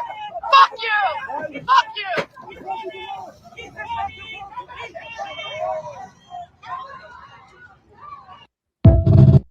Damn, Jake. Jake, come here. Come here, Jake. Come to the front of the classroom, Jake. Cali had you retreating? California had you running for the hills? Oh, Cali had you scared, huh? What happened to all that energy, Jake? What happened to all that energy? Your security was running. And Jake, I heard not only were you running, but you tried to run to police when things popped off, and the police was running the opposite way away from you. They was like, don't bring that over here to me. Don't you dare. You keep that over there. Jake, you going out like that, Jake? Let me bring that up. Let me do that. I gotta do that. Let me go ahead and do that. Let me bring that up there. Let's go here. Let's go here, family, because I heard that you couldn't get away, Jake. I heard that you was trying to run for the popo, and the popo told you no. There was a lot of sweat in that little bang-yang that you got there, ain't there? You was really trying to get away for your life. Let's go here. He did not find that in LA. Now, what happened after OG Baby Loke laid that correction down is one of the most embarrassing things I've seen a grown man do publicly. Jake Lang ran to a traffic officer, not even a real cop, a traffic officer. He was so desperate for protection that he sprinted towards someone whose whole job is to manage parking violations. And bro, the officer wanted no part of it, walked the other way. They were literally moving in opposite directions. Jake goes left, cop goes right. Jake pivots, cop pivots the other direction. Bro was getting ghosted by traffic enforcement in real time. He thought LAPD was going to pull up 10 deep and form a protective wall around him like they did in some of those Texas situations. Nah, not LA. That's not how it works out here. LAPD pulled up and let the situation breathe. So then Jake Lang does what all these types do when the in-person performance doesn't go the way they planned. He got on X and started writing. Said he was nearly murdered by a violent black mob. Said they smashed a bottle over his head. Said they swarmed him like wild animals. The whole performance, the victim arc activated immediately. Now, family, I showed the whole clip. Ain't nobody trying to hit him over the head with no bottle, but people was putting them hands and feet on him. So this is Jake over here playing the victim. Cry, baby Jake. I thought that you was a man, Jake. I thought this was for white lies all around the world, Jake. Continue. But here's what he conveniently left out. The crowd that was out there wasn't even majority black. 80% of the people who showed up to meet Jake Lang's energy were Hispanic and white. My Latino brothers and sisters came out and stood 10 toes. So when Jake Lang types black mob, he's not just lying about what happened. He's erasing the majority of people who were actually there. But that's the propaganda. That's the play. Say black mob, activate the audience that already hates black people, get the clicks, pretend you survived something historic. Family. So then Jake, you know what? Before we go there, let's go here. So while black people was at the BET Awards being happy while black, it was some activist racist white people outside the BET Awards showing their white ass. They got signs that say black parents are failure. Black culture is disgusting. So why y'all always trying to steal it? They be doing all the dance, don't even know what you're doing. Looking stupid. Goddamn it, y'all stole us. We was chilling. Mind our black ass business. Here y'all come with all them boats and shit. Just like we sitting at them BET Awards. Mind our goddamn business. What is you over here for protesting about black? Why black always on your mind? Get black off your mind. Just like Trump. He can't keep Obama off his mind. Black just stay on your mind. Get black off your mind. Holding up signs talking about black parents are failure. Well, why is it always a young white man shooting up a public place? And explain to me how so many black people continue to set so many records and standards despite all of the adversities thrown against us. Since my black parents was some motherfucking failure. And my rebuttal ain't that white parents are failures. You failed you. And this one of the motherfuckers that stormed the Capitol. What kind of idiot storms the Capitol because you ain't get your way about who somebody voted for? You some motherfucking loser. And this ain't a battle I'm about to fight. White people, come get y'all homeboy. I ain't even know white people knew the BET Awards was even a home. Where did you see the preview for the BET Awards at? How you see some BET promo? What you was Googling black promo? Get a life. Find something to do. Go pray somewhere. Go pray. All right. So let's get into what Jake Lang had to say, shall we? Well, another post that Jake Lang put out. Jake said, yesterday, the LAPD was given a complete stand-down order by Democrat Mayor Karen Bass. They purposely did not respond for over 30 minutes as white Christians were being attacked by gangs of black thugs. Family, we saw, you saw, we all saw that there was a bunch of other people out there as well. He ain't mentioned not none of them. This was literally black hate crime. Negro, please. You got Asians out there, white folks, you got Mexicans out there, not just black folks, and all of them seem to get together and said, you know what, put all of our differences to the side. Let's get this motherfucker out of our state. So how do you make that a black hate crime? And it's not a black hate crime. It would be a hate crime against a white person, if that's how you want to say it. But black hate crime means that someone black has suffered a hate crime. Oh, Jake. Oh, Jake. You thought that you could depend on the race soldiers? And Karen Bass said, oh, no, this ain't one of your red states. Nah, I ain't going to deploy no police to protect you. And you know what? I'm very hard on Karen Bass. I am. I'm very hard, and I'm going to continue to be. But for that one thing, kudos. Kudos, Karen. Yeah. Don't let your police department be a tool of white supremacy. Now, make sure you do the same thing for yourself. I mean, you make sure that your police officers are actually treating foundational Black Americans in LA well as well. Don't just, call them off when it comes to Jake Lang. Call them off when it comes to the over policing as well, Miss Bass. Now, as hilarious as this was, I just want to play this one more time.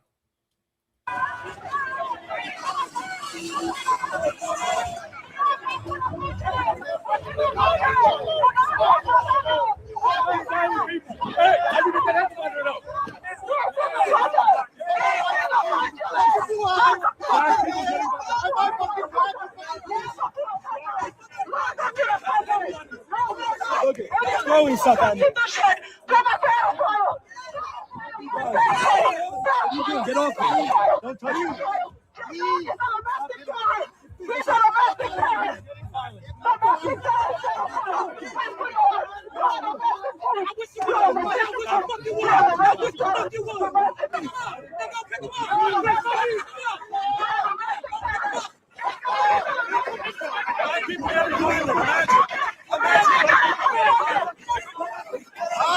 Bye. Get out of here.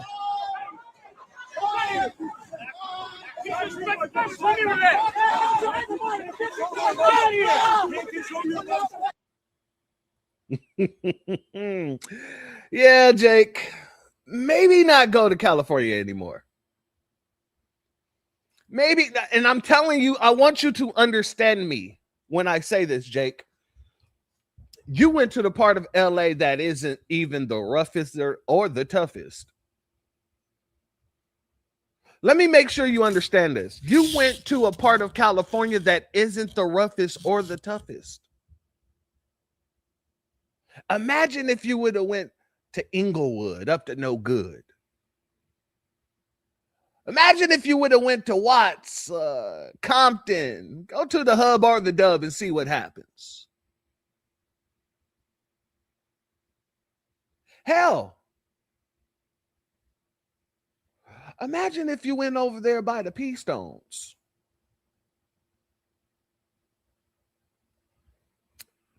I get it, Black. I get it, my brother. Don't warn them.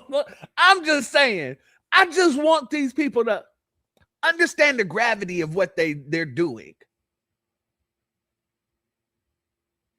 Matter of fact, Jake, if you want to go to LA once again, go over there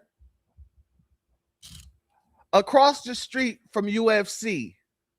Go into those apartment buildings over there and just start talking that nonsense. Let's see what happens.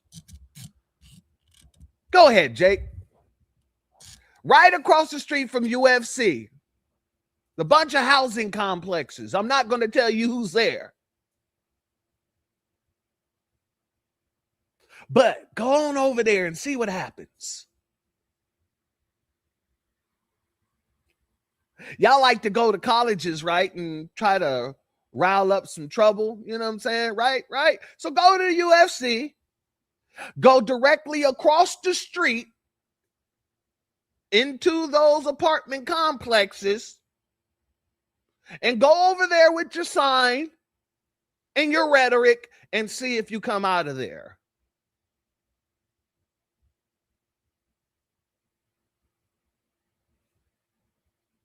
Now, family,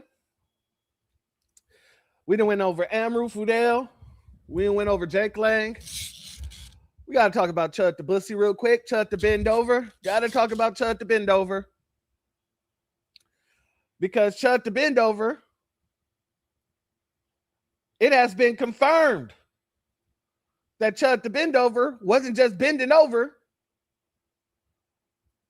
for the little mixed race chick or whatnot, the little, I don't know, the Satanist chick that was pegging him. But Chud the Bend Over had himself a little tranny girlfriend.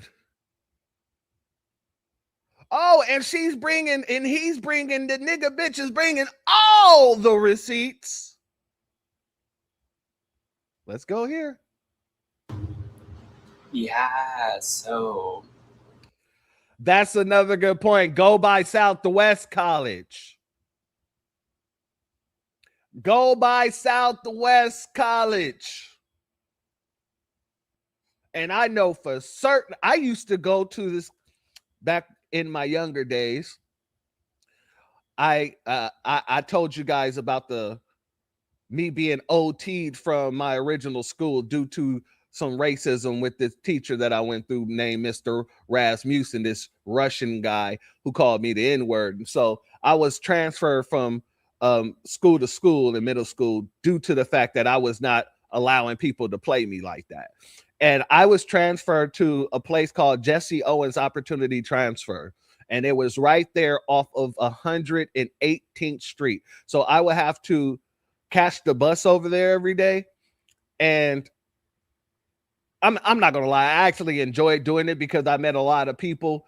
One of our, well, he wasn't really a teacher, he was a security guard, but he was Mr. T, basically. He was like our teacher security guard, right? Like he was the one respected by all the kids there, right? Because there was only like 3 classrooms. And every day there was a situation going off of 118th Street. There was a situation going off of Century. There was a situation going on somewhere around Southwest College. So yeah, you don't want to do that.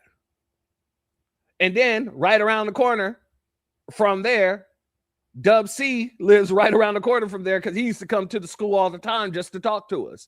You get what I'm saying? So yeah, there's areas where you really don't want to take yourself. But shout out to you for that comment. Yeah, I ain't been in LA for so long. God dang it. I don't want to say for so long, but I forgot all about Southwest College. Right down the street from that donut shop. Yeah, right off of Western. I apologize. I'm reminiscing. Let's get over here to the Transformer. Last year, May 2025, I shot the builder.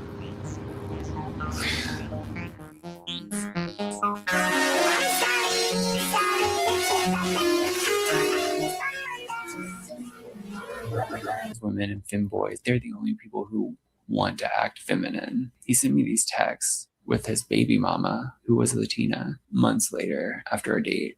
She said, "Go live happily ever after with a dude. Get him, girl." And then he said, back in the day when women were made to be feminine, that's when society was the best and the least gay shit occurred. Every time women get... Wait a second, Chud! Hold the hell up!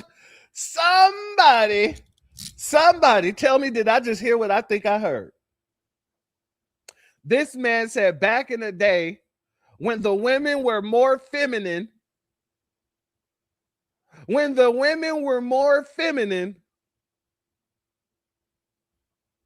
that's when the least gayest ish took place.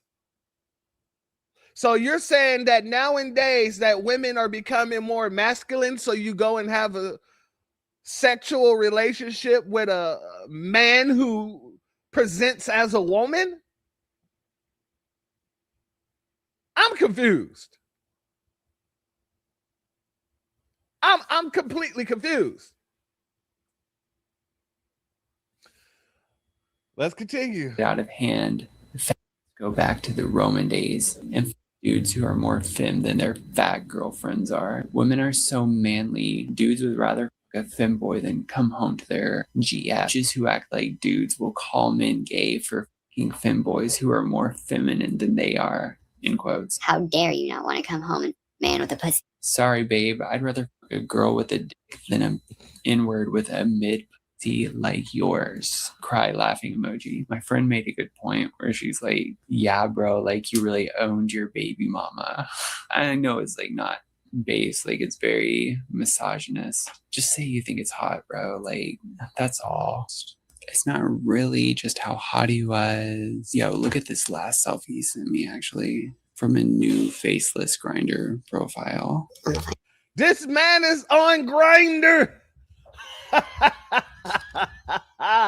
The man is on Grindr. He's been getting grind out Oh, so I am in full understanding now. This man is enjoying his time in prison. He is the full butt plug. He has all the room. He has all the room. Let's go. Look at this picture. He's so cute.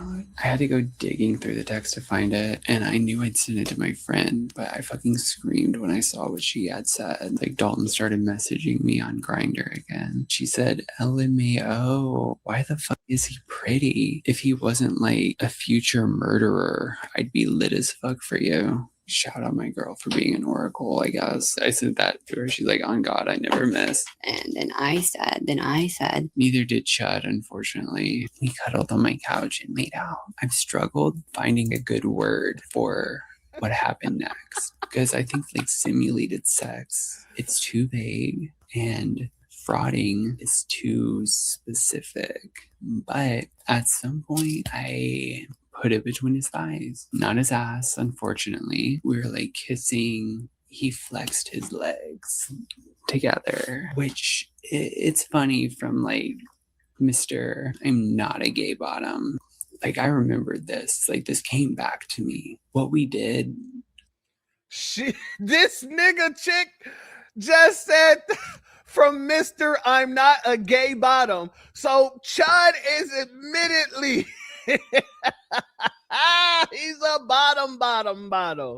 It ain't the fact he wanted to go plug into a feminine. He wanted to be the feminine himself. Oh my God, you cannot make this up. We can't keep doing this shit, man. Was kind of more gay. Like, bruh, you just got your chud-ussy pounded. What else have you got to lose? Like, just flip over. Why am I losing my voice? I felt like Dalton wanted a trainee trad wife. We talked a lot about his job. I don't think he ever asked about mine. Several times after doing things for him, he called me a good girl. It was hot, like, don't get me wrong, but there was something unnerving about it. As corny as it sounds, I wondered what would happen if I was a bad girl. Chud was very intense. Ted Bundy stared. You mean the bad man? The bad man girl.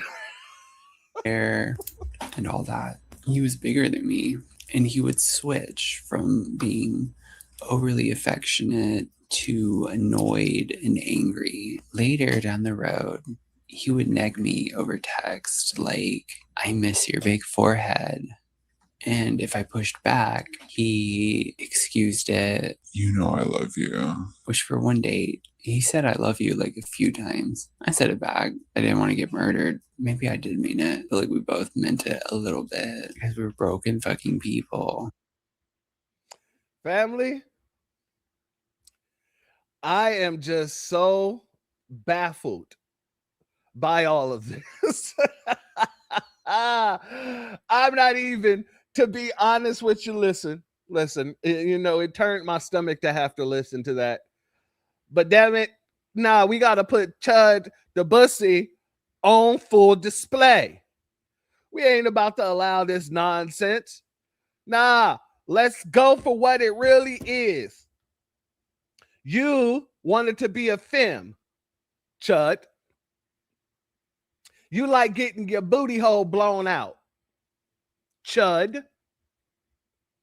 And unfortunately for you, that created an inability within yourself, because then you started targeting black men for being black men. The masculineness that you was looking for in life, that you do not have, you saw in black men, and that's why you're targeting black men. Is that correct, Chud, the Bussy, the bend over, the butt plug, the power bottom? Oh, Chud. Now that you're like a child at Disney World or at, you know, Disneyland or any Disney location, you're having the time of your life. You're at Chuck E. Cheese before the clown Chucky came out and scared all the kids. You're living your best life. In the words of Nate Dogg, behind the walls. Living life behind the walls. Getting plugged behind the walls. Welcome to Oz. Surprise.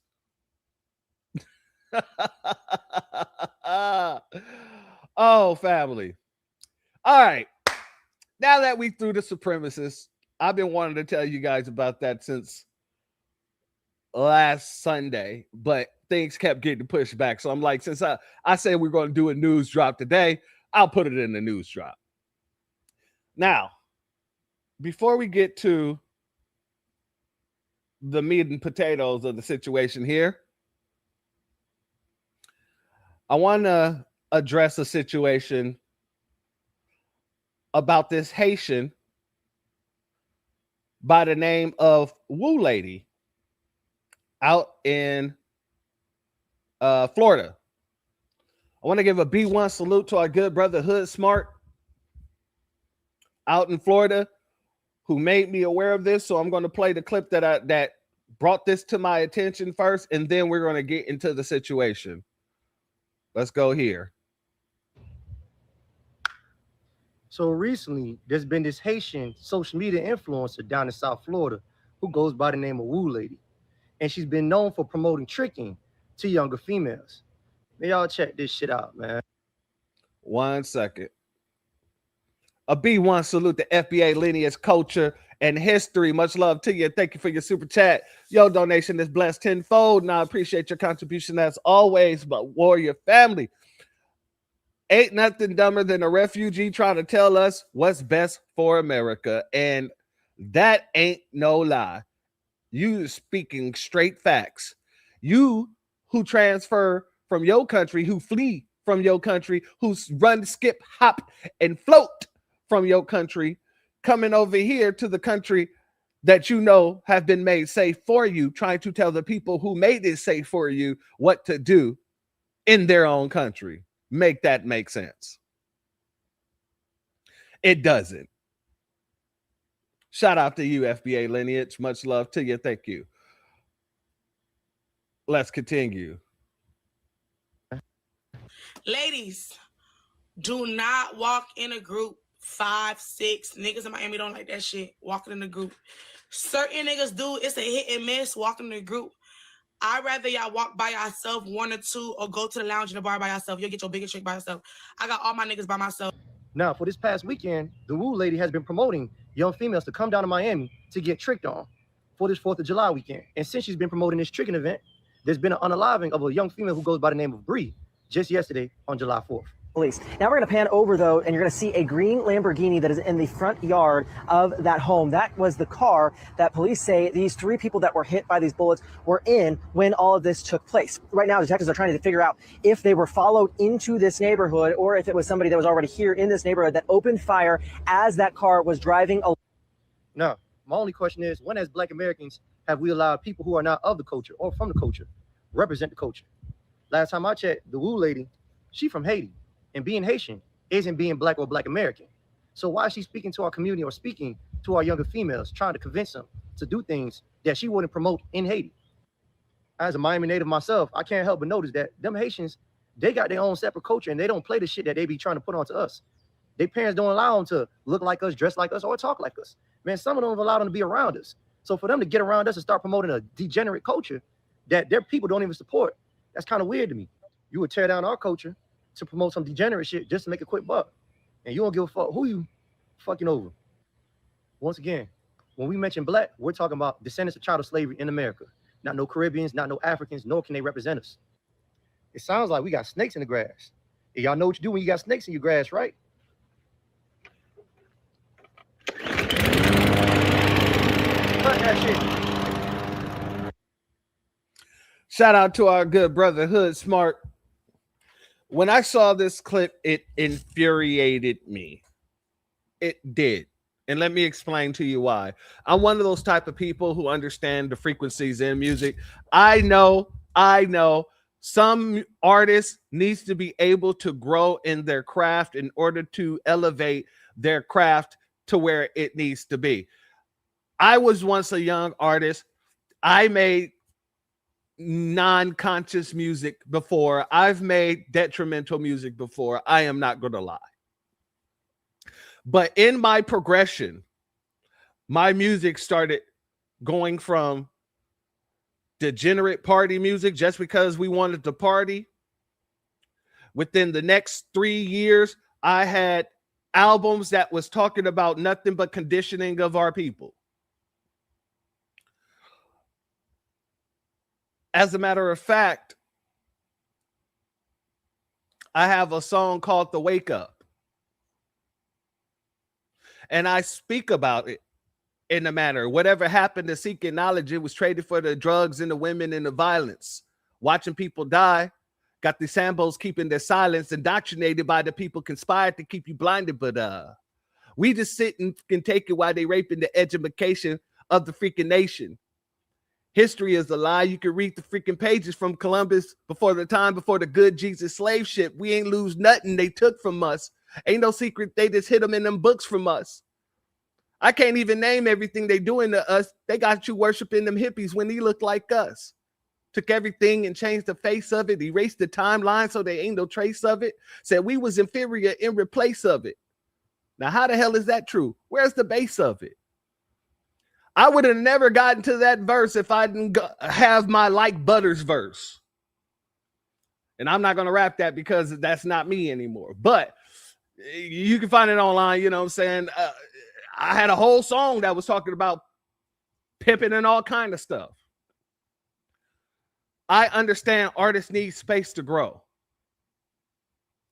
But when you're not growing, when it seems that your whole brand is about pushing degeneracy, then yeah, those people need to get called out. So when I heard this story, it immediately reminded me of this bullcrap song from Young Miami, Spin That Crap. It did. And I got to be honest with you, I despise that song in the very same way I despise that WAP song that came out with Megan Thee Stallion and Cardi B. You see what I'm saying? And there are a lot of people that's out here caping for that song, calling it the song of the summer and things like that. As a matter of fact, India Arie came out, and India Arie, she has said some problematic things, but when you look at her catalog versus a Young Miami's catalog, I don't even understand the problem here. She came out and she discussed about how that Spin That song is detrimental to the community and it's lower frequency and all this other stuff. And all of these thought pockets came out against her, disrespecting her when that woman has put more music into the universe to uplift women in ways that majority of the people in today have not been doing. Now, I might not like some of the things that she said politically, but when it comes to her musical talent, yeah, you got to put her up there with a Jill Scott. You got to put her up there with a Lauryn Hill. Well, nobody's really up there with a Lauryn Hill, but you get what I'm saying. These are soulful voices who are all about raising the frequency. And I was going to talk about that here today, but I'm not going to talk about that the whole India Arie thing. I'm going to do that on my Patreon. That's going to be a Patreon exclusive because I'm going to play music and I'm going to do some comparisons. I'm going to do some chopping down.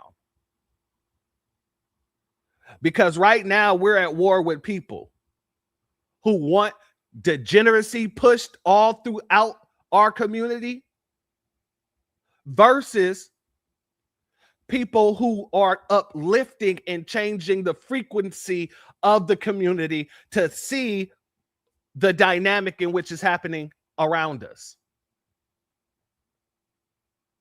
So yes, I'm going to be doing a video tomorrow is going to be dropping on Patreon for the India Arie situation. And then I also have some members videos coming as well tomorrow. But when I saw this video clip That's where it sent me. It sent me directly into that Spin That Stuff song. I want to show you all some of the things this woman was saying, because after listening to this chick, yeah, this chick right here was most definitely, she's definitely a madam in my eyes, in my humble opinion. She's definitely a madam. Let's go here. So if you're not there early, it's your loss. I'm gonna see where the trick's gonna take us after. So if the trick's probably take us to Playhouse, but honestly, I don't want to go. I'm doing park down the middle. I don't want to go to the club because we got the yacht in the morning with Bird and them, and Bird yacht could fit I think 200 people. But I'm gonna see if this boy texts me. He say he got a big ass yacht too. So if some of y'all hoes need a yacht to go on, we're gonna go over there. We're gonna see what we're gonna. Notice how she's saying, she's not saying some of you girls, some of you women. She's saying some of you hoes. She's making it clear. Some of you hoes want to go? Let me know. Shout out to Cooking with Miss D. We are at war with our own culture. And honestly, Miss D, it's not our culture. This woman is Haitian. And a lot of that degenerate music. Now, don't get me wrong. There's been a balance of music from our people for the longest. Hell, like I said, growing up, my daddy loved Blowfly. Blowfly was one of the dirtiest rappers I've ever heard in my life. But he was entertainment. He was a comedical rapper, right? So he would do these type of songs that was very, very degenerate and nasty, but that was his niche. But there was also balance to it. My dad used to play Blowfly all the time, but he also used to play the Temptations all the time. The Temptations is my dad's favorite group. So when we talk about these situations, a lot of that degeneracy came in much later with the 2 Live Crew. Hell, real honestly, Ice-T had one of those first album covers where he had a bunch of chicks with their booty cheeks out. And then 2 Live Crew came around, and 2 Live Crew brought not just degenerate imagery, but the music as well to go along with it. You know, even with Ice-T, when he had the picture of the women with the butt cheeks out on his album cover, he was still talking about things that we were going through in the streets, the times, right? It wasn't until the 2 Live Crew and them come on in and bring in their style of rap and their style of imagery, where we start getting all of this degeneracy pushed and pushed and pushed onto us.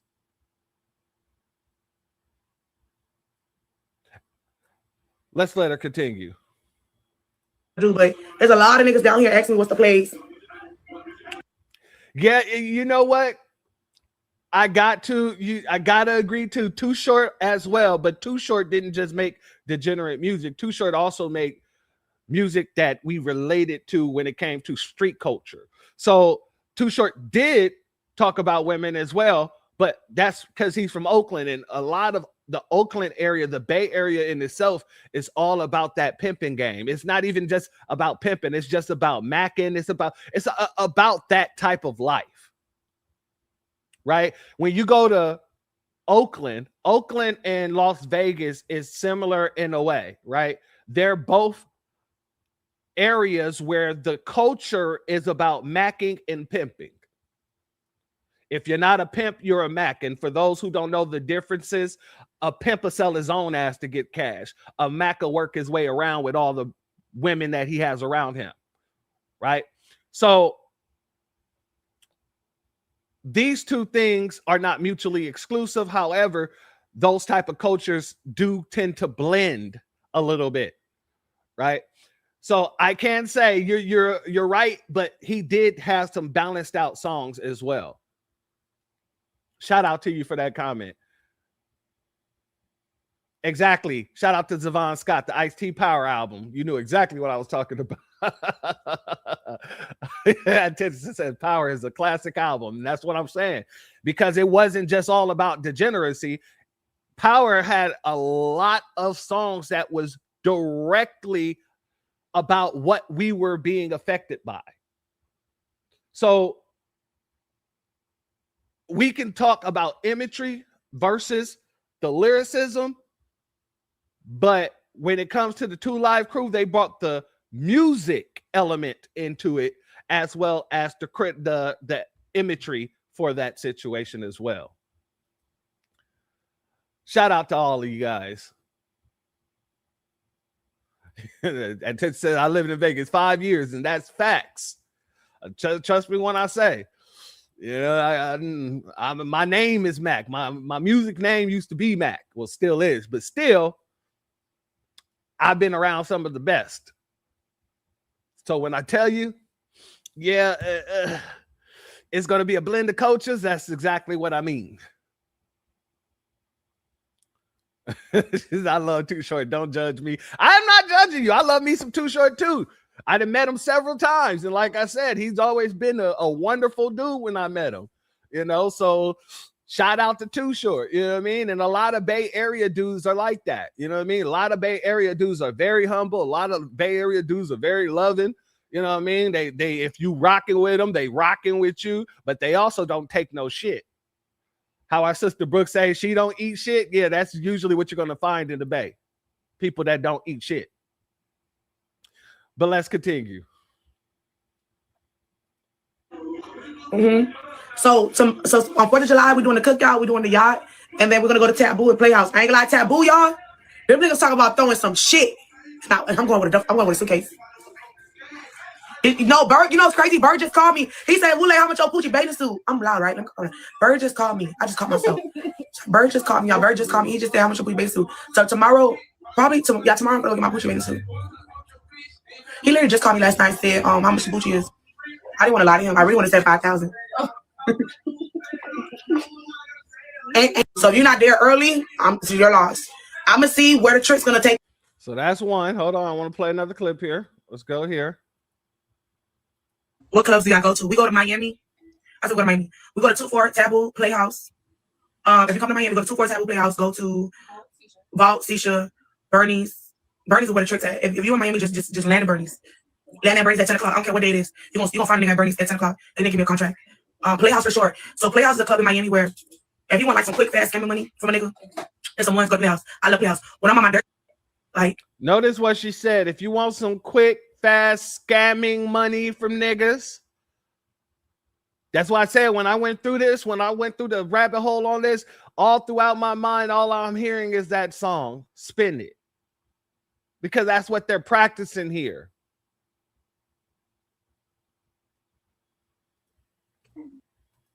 I'm just looking. I go to the house, but it's fine. Tootsie's, y'all not ready for Tootsie's. Tootsie's for another day. Tootsie's is where you see big rappers, and you gotta get a private room. Private room is like $4,000, so y'all not ready for Tootsie's. Let's start slow. If I invite you to Tootsie's, don't go to Tootsie's. Don't just walk in there and be like, oh, I'm going to Tootsie's. No, you need some real heavy money.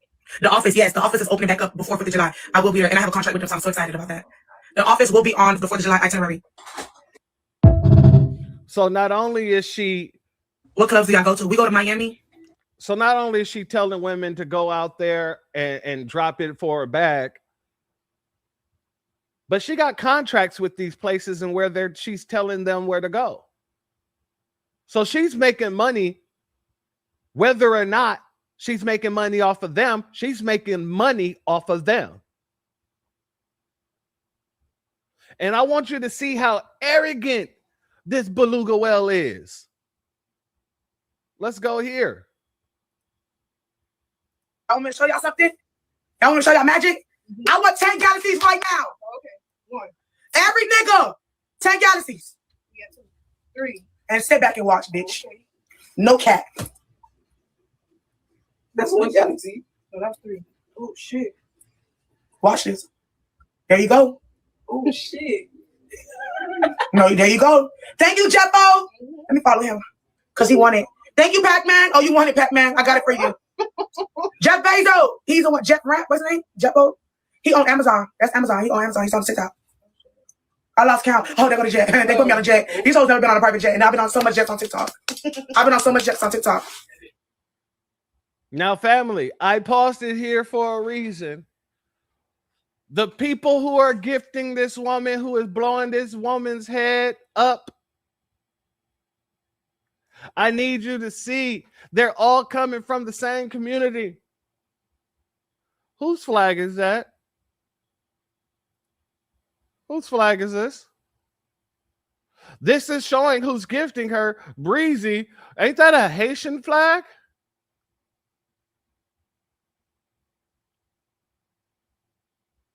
Yeah. This is what I'm saying, family. The scammers in which she's talking about.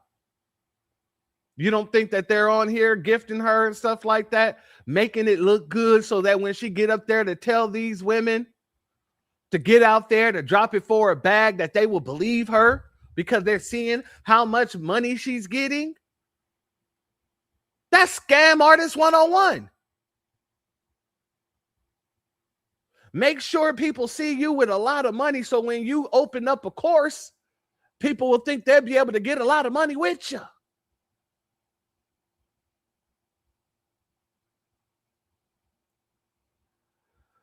Let's continue. Look, they counting the galaxies. Keep going, baby. Piss them off. Oh, he put back on a jet. So he dropped me to Jamaica and he dropped me back to Miami on the jet. It wasn't a one-way jet. There you go. Just stop talking. Y'all hoes don't tell niggas good morning. I sold 3,000 something copies. Why you think they get the ebook? They see my Instagram. They see the Birkins. They see the Chanel. They see the cars. I'm going to show y'all something. And that's how pimps get new hoes, by having their madams go out in their products, in their property, right? So they'll be like, oh, take the Lamborghini tonight, or take the Bentley tonight. Make sure you bring back 2 or 3 of them. That's how this stuff works. That's how this stuff works. And the unfortunate part is there's a lot of impressionable young girls out there that will listen to this and think that it is, oh, I need to get out there and go get that money. Many of them don't have self-awareness. Many of them don't have self-preservation skills. And the fact of the matter is, anybody who live in Miami understands. Anybody who's ever been around the life understands what she's talking about is you going. And for those who don't know what that term means, going means you hoeing. You hitting the block. You gonna be making me some money. If it ain't snowing, it ain't going. And that's for the pimps that love white women. That's what they're saying. When you going, and you're going to hear her say a few times, I'm pretty sure you already heard her say going, and that's what she's talking about. Shout out to Miss TT in the building. Much love to you, and thank you for being here, and thank you for your super chat donation. Your donation is blessed tenfold. I appreciate your contribution as always, family.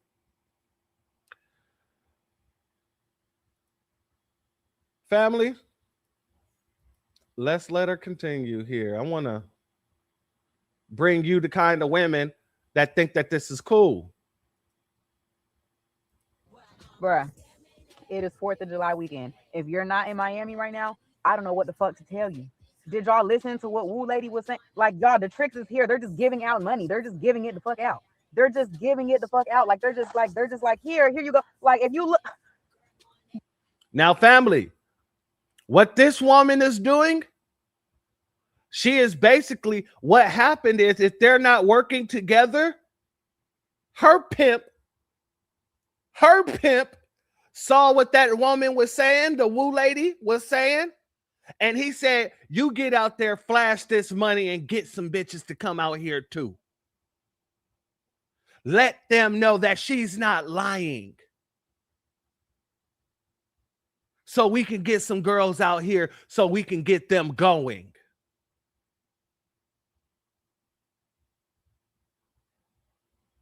Let's continue.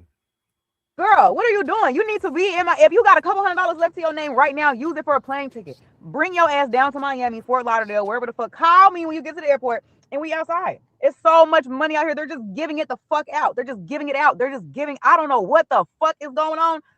Girl, come on. Bro. Nobody is giving anything for free. To my young ladies out there, let me say this. To my young ladies out there, if you're listening to me, if you're listening to your brother Church, let me explain something to you. Even when people say things are free, there's nothing in this world free. You're going to pay for every damn thing that you do. This woman don't give a damn about your well-being. She's saying if you got a couple of $100 left into your name, use that to fly out to Florida to try and basically sell that ass, because that's basically what she's telling you to do.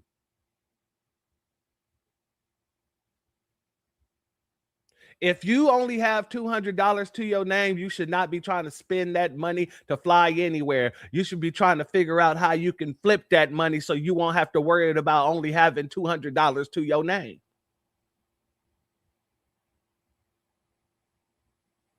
Because these women are setting you up for failure. They're setting you up for trafficking. They're setting you up to disappear. They're setting you up to be unalived.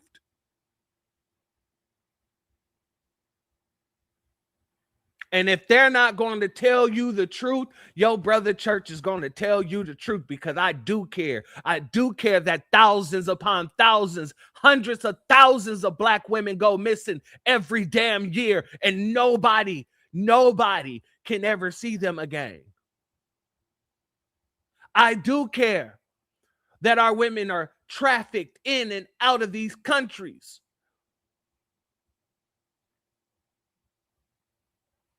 The whole reason why I was speaking up as loud as I was about Jeffrey Epstein and everything else before this became a thing, before people in the Democratic Party media, the lamestream media start telling everybody to go over, to start looking at Trump and they're going to release the files, back way before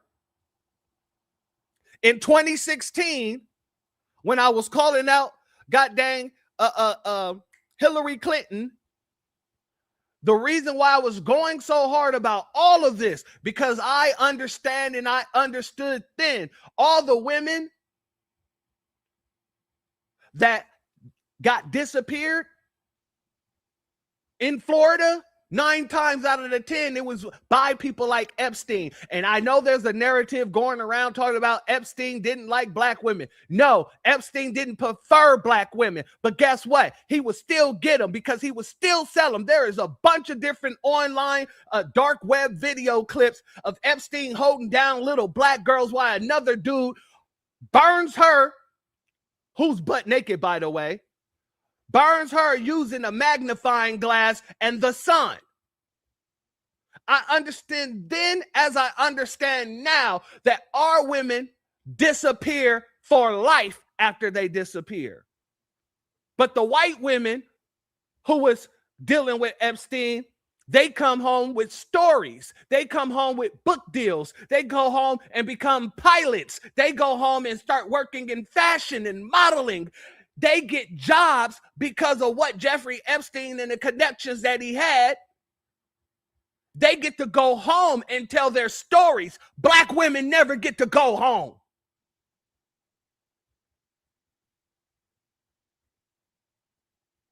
So to all my young sisters, you need to protect yourselves. Stop letting these people make you think that getting a bag is the most important thing you can do for yourself. At least in that way. If you're going to get a bag, get it in the right way. Create something, sell something, preferably not your vagina.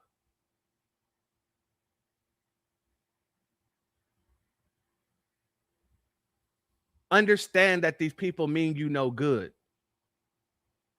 And these people who promote, produce That kind of music that puts you in that mind state don't mean you no good. I was just talking about one of my favorite Lauryn Hill songs yesterday, I Get Out. I get out of all your boxes. You can't hold me in your chains. Father, free me from this bondage, knowing my condition is the reason I must change. If you don't understand what the hell is going on around you, when are you ever going to change? When are you ever going to elevate yourself?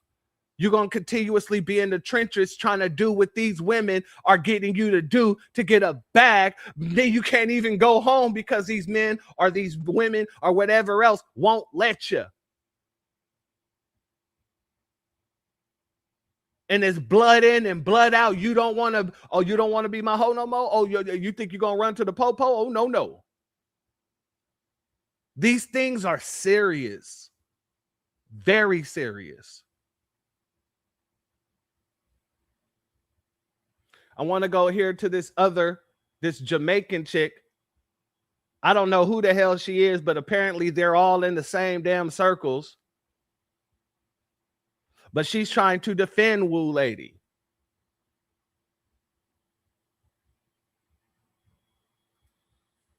This is what Woo Lady is not telling.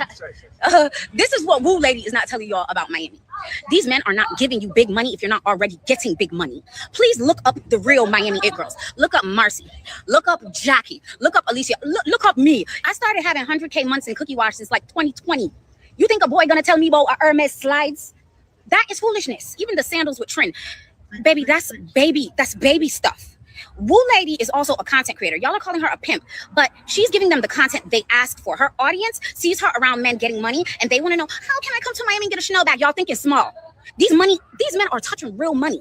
Tell them you want a restaurant. Tell them you want something that makes sense. Only not make no sense. And she's even telling y'all that. On social media, we all focus on the topics that's getting us the most views. Every time she talks about tricking, that gets her the most views, which gets her the most money. Why would she stop talking about it? Why are you acting like she's leading people astray? I damn want this. Well, I can't understand that.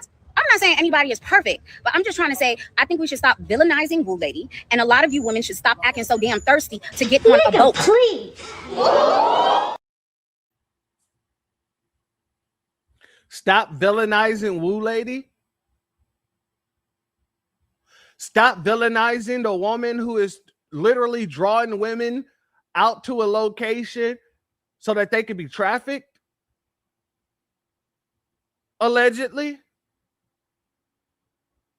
To the point where now one of our little sisters have been unalived due to that nonsense. And you're talking about stop making her the villain?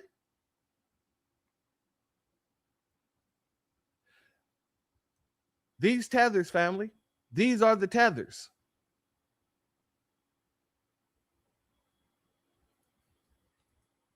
A boat is goddamn $1,500. You and your homegirls put together. If you can't do that, you shouldn't be worried about a trick. You need to get your money up so that when you get in the face of men with money, they can pour into you in a way that's actually going to make sense beyond a bag and the goddamn slippers. And then you're so excited to go to the strip club. They're throwing thousands of dollars on girls and you're not getting a dime. You're getting Nathaniel. But you just happy to be there. That is sad. This is what Woo Lady. No, what's sad is the fact that you think that it's okay to tell these young girls that they got to step up their whole game. Because that's what you're talking about. You're talking about young ladies stepping up their whole game. Stop being satisfied with the small mediocre and start asking for the bigger things. Start doing the bigger things you got to be doing for yourself before they start doing bigger things for you.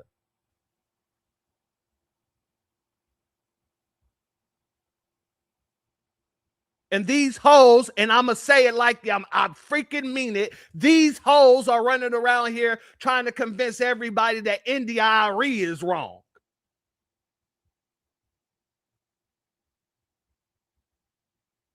What the hell happened to our society?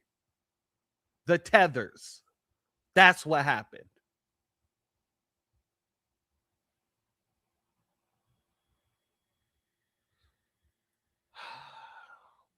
Now, I can't play that negative without playing the positive in the situation.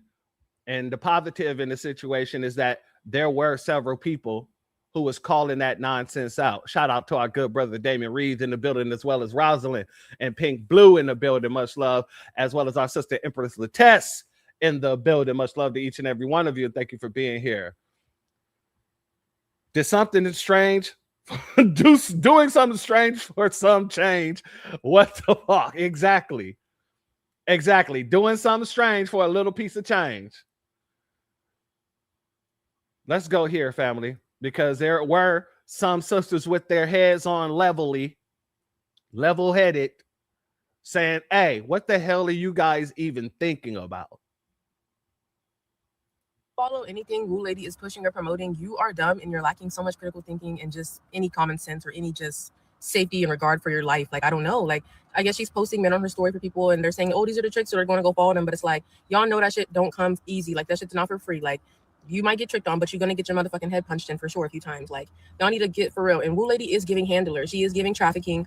Young black girls, this is not who you need to be looking up to. Y'all need to go do something else. Okay, we're not listening to Woo Lady. And for all the grown women that's enabling it, that's really sad. Like, get that out of here. We need it. People like Woo Lady need to be ignored. I don't like how the black community, we always give these losers attention. Like, I just feel like her content is weird and people should not be following this advice.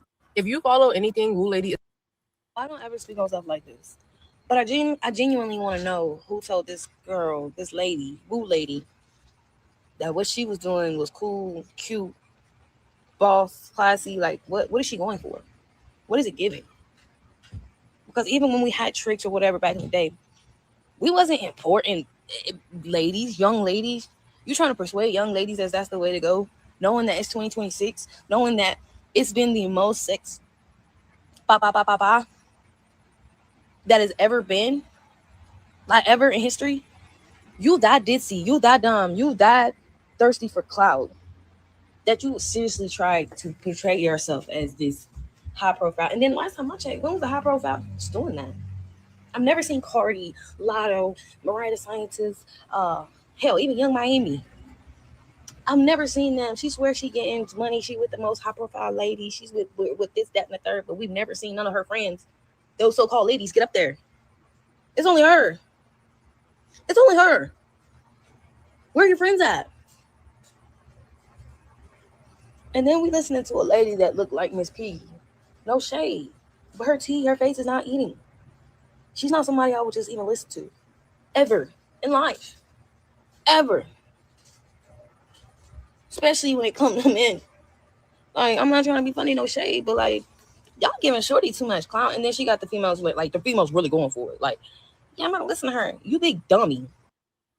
and I hate to say it like this, but a lot of y'all that's listening to Woo Lady, y'all gonna hop off the porch, you gonna get in that lifestyle that you don't know nothing about, and you gonna have to shed blood to get up out of it. You're gonna have to pay a hefty price to get out of the lifestyle, because if anything that lady said impressed you in the slightest bit, anything that she said impressed you, you have 3 amazing qualities about yourself that will make you an easy target for a 16. And if you don't know what a 16 is, you an even bigger target, because how you looking for tricks, but you don't even know the name of the nigga that you need to avoid that's gonna paint himself as a trick. Number one, you listen to bitches quick. If in any fast money lifestyle, whether you stripping, whether you got a sugar daddy, whether you got tricks, whatever it is, you don't listen to bitches, period. You don't take advice in that lifestyle. You don't take guidance. A bitch who need guidance is a bitch who gonna fall victim to a pimp. You will never survive in no fast money lifestyle if you listen to bitches. Number 2, you easily impressed.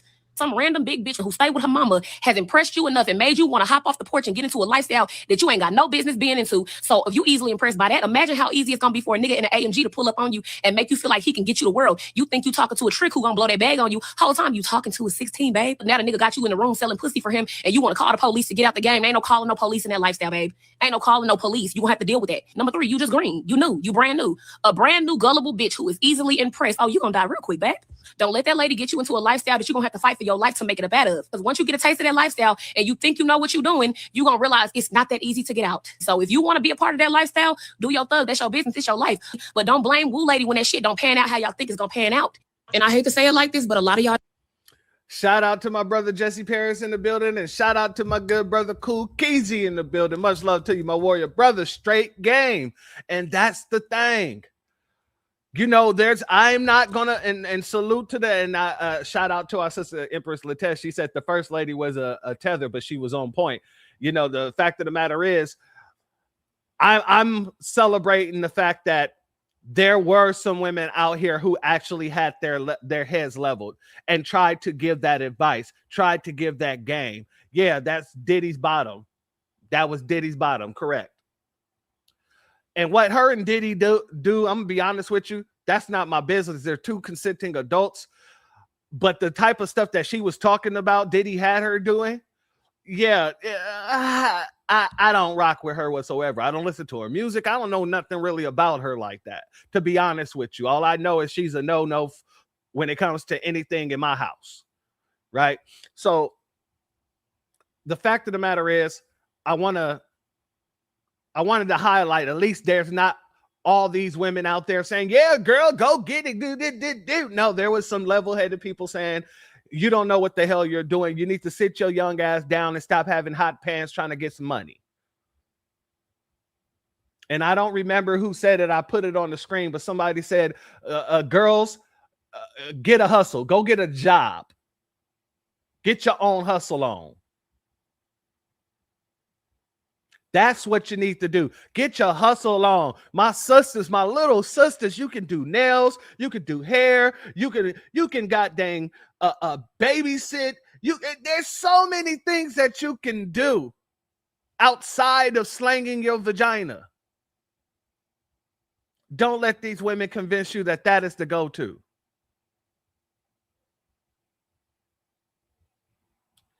Now, with that being said, let's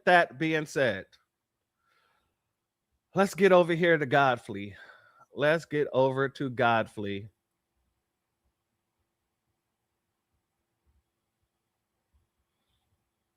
Yeah, let's get over to Godfrey. I want to make sure, hopefully we'll have enough time to get through, get to the depots.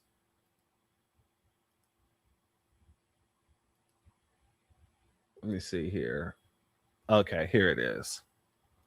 All right, so I'm still going to be doing a breakdown on the whole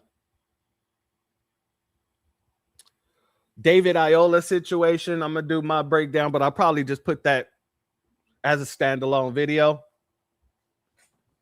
I know, my sister Brooke. I know. You already done told him a whole new butthole, but god dang it, I got to do it too. I want to be like Mike. Shout out to our sister. Oh yeah. So I'm going to be doing the breakdown of David Iola. I'm still going to be doing that, and the other tether woman. There's actually two tether women that I actually want to touch on that was on that 154 podcast. So I'll probably just make that a standalone video, and it'll be probably entitled something along the lines of the real problem with 150 or the 151, 154 or whatever. The war sister, let's go. So let's get into this, because this man is highly disrespectful. And family,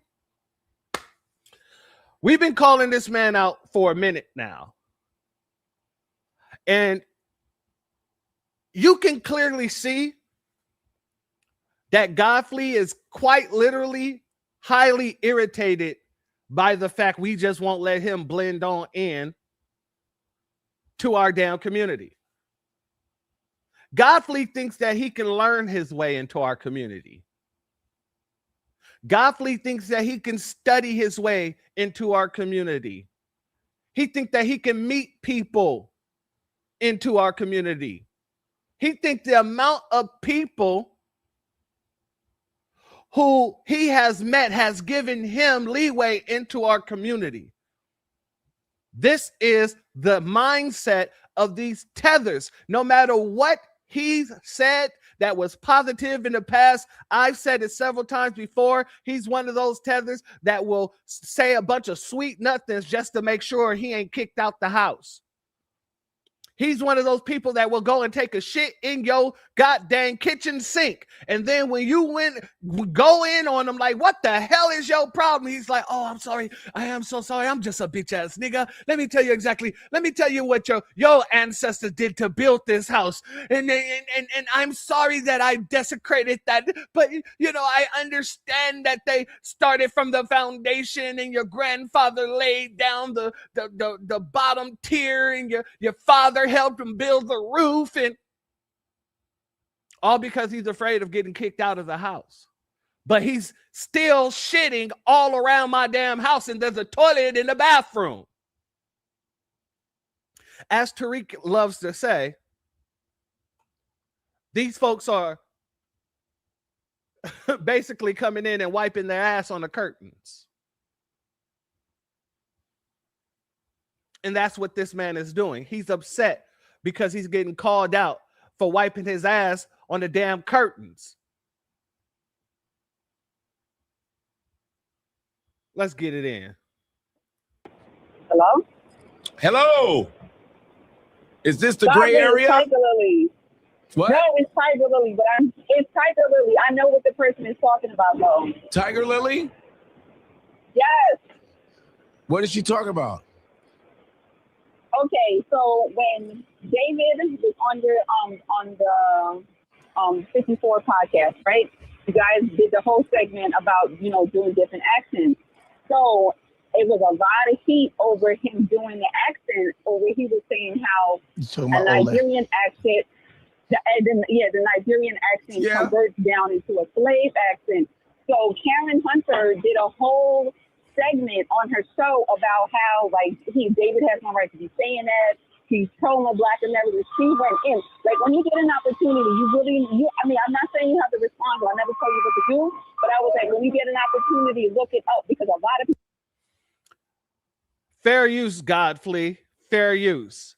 And family, I'm playing this first woman because this first woman is off cold as hell, or she a tether. People had a lot to say about what David said. I don't have no problem with it, because I'm like, this man is a talented actor. And as she just said, she didn't have no problems with what David Ayola said because he's a talented actor. No, you didn't have a problem with what David Ayola said, not because he's a talented actor. 9 times out of 10, it's either because you're a coon or you're a tether. It's one of the two. Because I've seen his movies. He is not talented. I seen half of Selma. I had to turn it off. I seen clips of Bass Reeves, and I blocked those clips. That man is not talented whatsoever. Now, if you would have said Idris Elba is talented, I'd be like, okay, he got a little bit of talent. I'm not gonna say that he's not talented. He got a little. It's not my per se, but he does have some good movies. He has some good roles. I find that, he if anybody, you should have said him. But god dang it, David Ayola is not a talented freaking actor at all. Not whatsoever. He's just a connected person. So yeah, that woman's off cold as hell. And even if she would have said,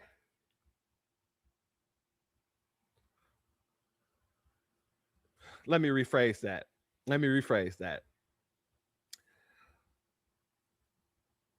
Nothing she could have said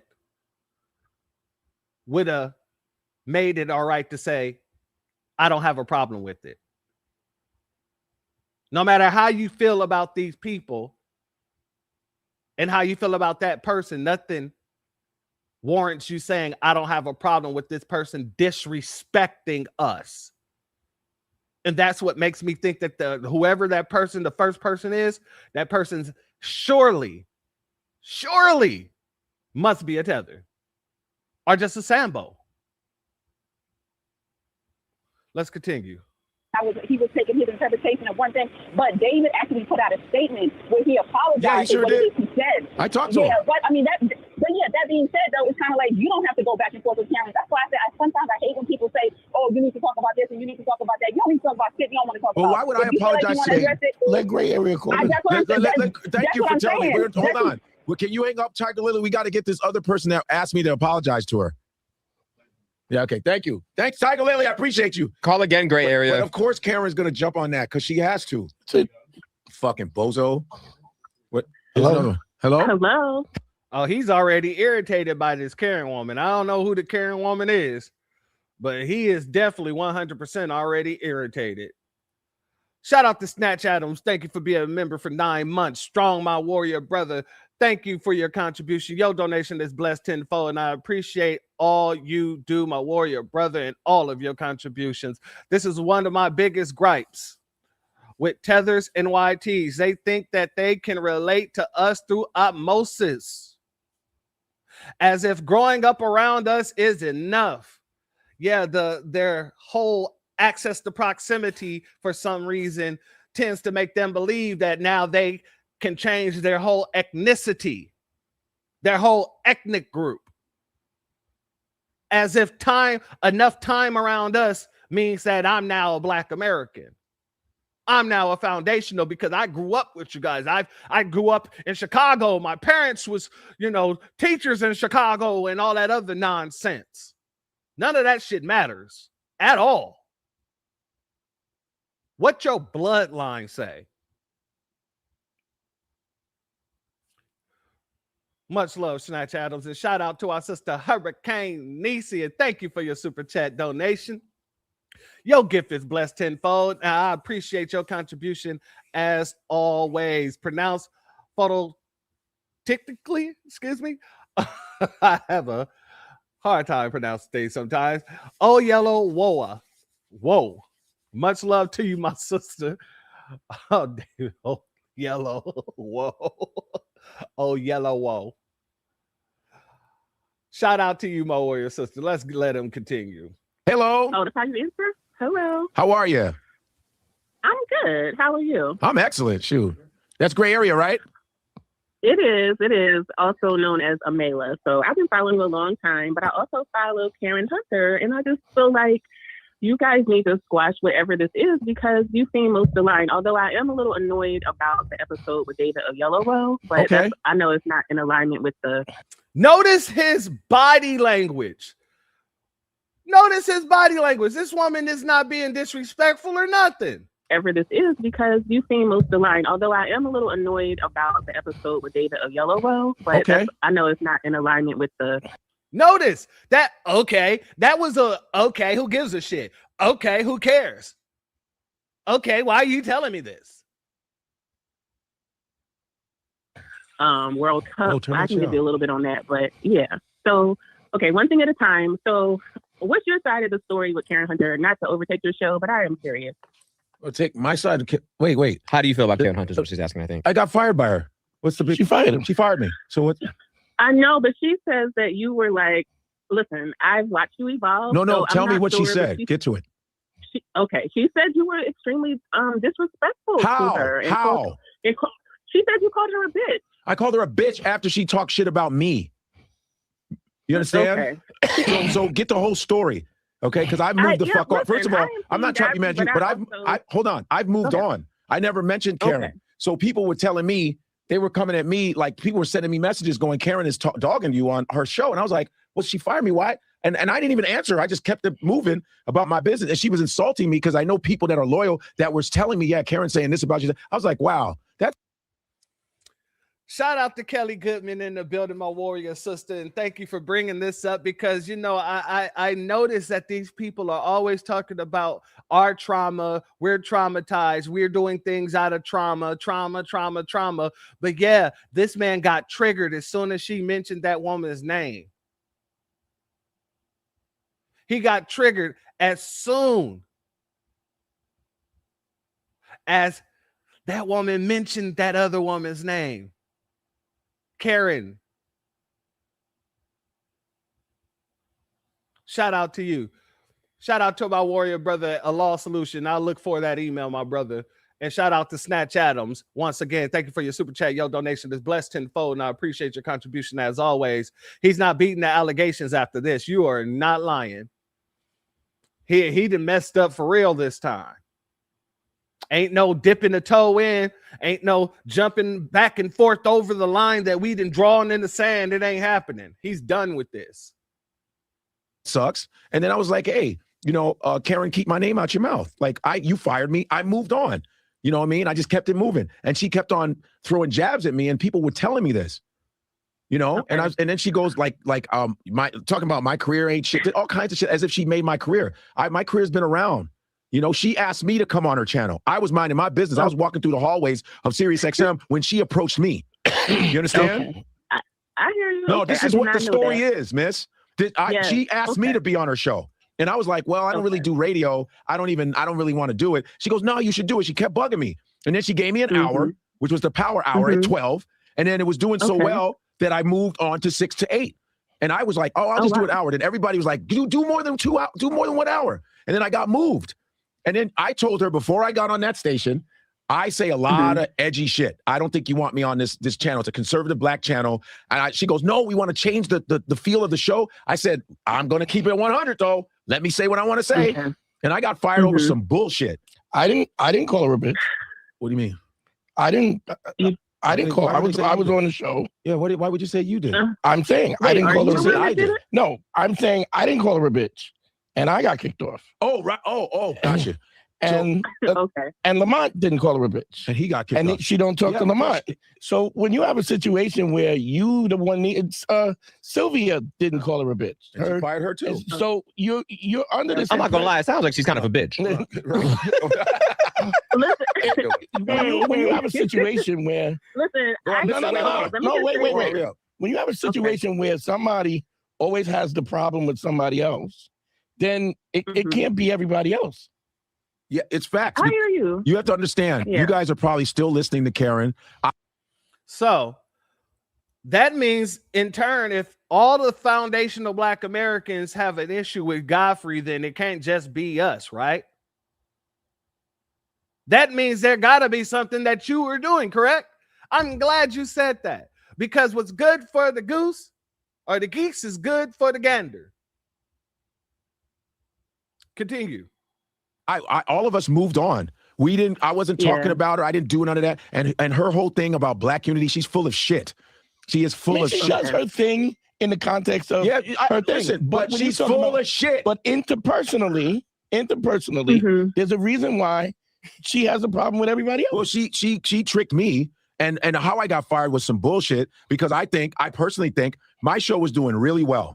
It was and I know on the inside, motherfuckers was like, you was doing really well. They had to find something to get you on. And I knew on some inside shit, which I ain't going to mention that person. And I was like, cool, because I was kicking ass. Because the week before she fired me, I went to an advertising meeting at Madison Square Garden. It was all the people that were going to sponsor me. And they said, well, what's your show about? I came in that room and it was awesome. I had them rolling, laughing. And then she fires me the next week.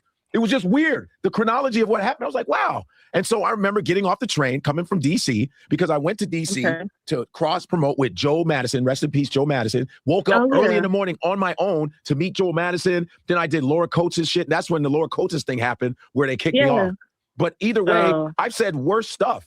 I didn't say anything crazy. I said exactly what I imitate people, and I got fired. And I was like, that was just real shady. But then I said, you know what? All right. And I just moved on, and I started doing Lord Jamar's thing with Raw Digger and doing my and disrespecting him, but continue. Offer with trust. I said, let me just go do that. And that's how the Steve Harvey stuff went viral. I was like, that was a blessing that she fired me. Because first of all, I don't like that corporate shit anyway. That's why I was very hesitant because a lot of comedians were being fired from SiriusXM anyway.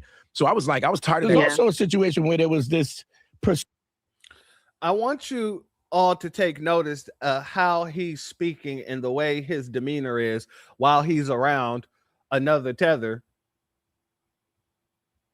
And I don't know who this guy is, but I'm going to suspect that he's also the same, because this dude is speaking the same way, the very comfortable way that he was speaking when David Ayola was on his goddamn his podcast there, the 154.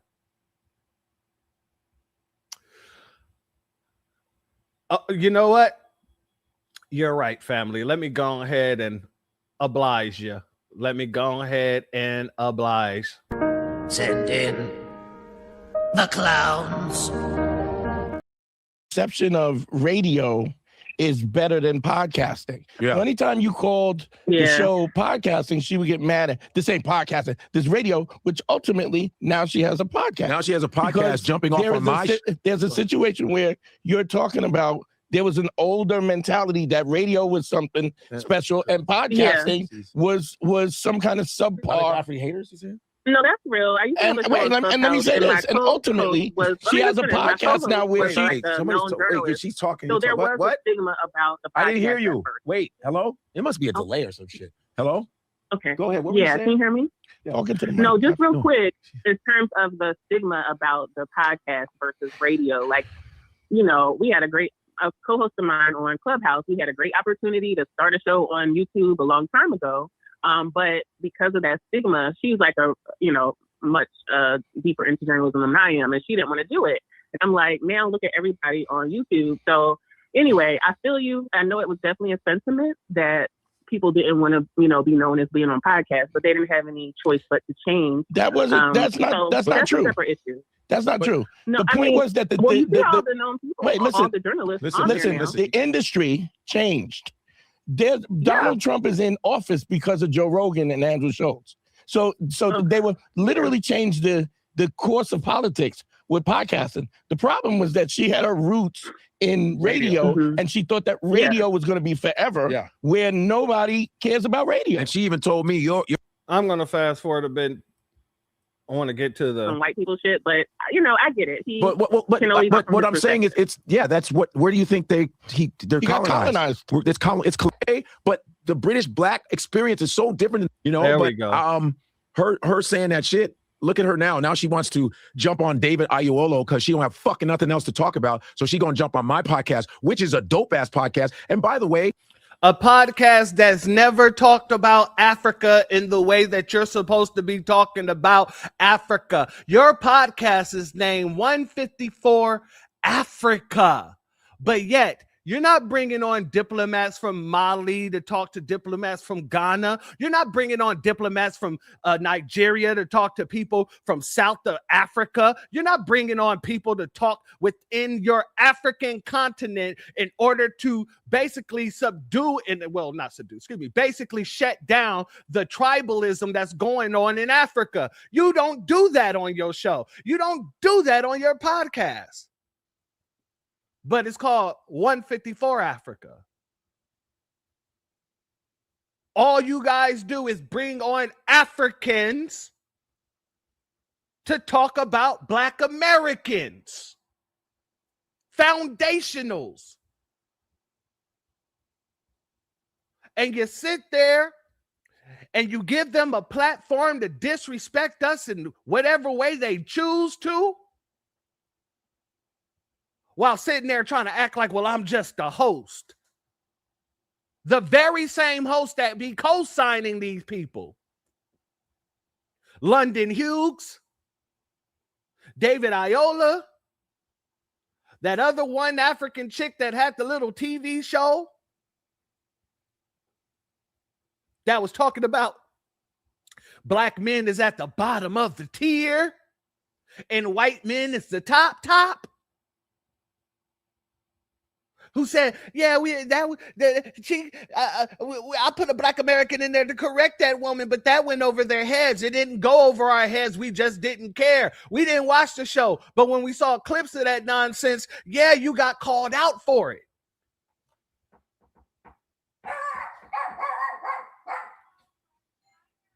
Give me 1 second, family.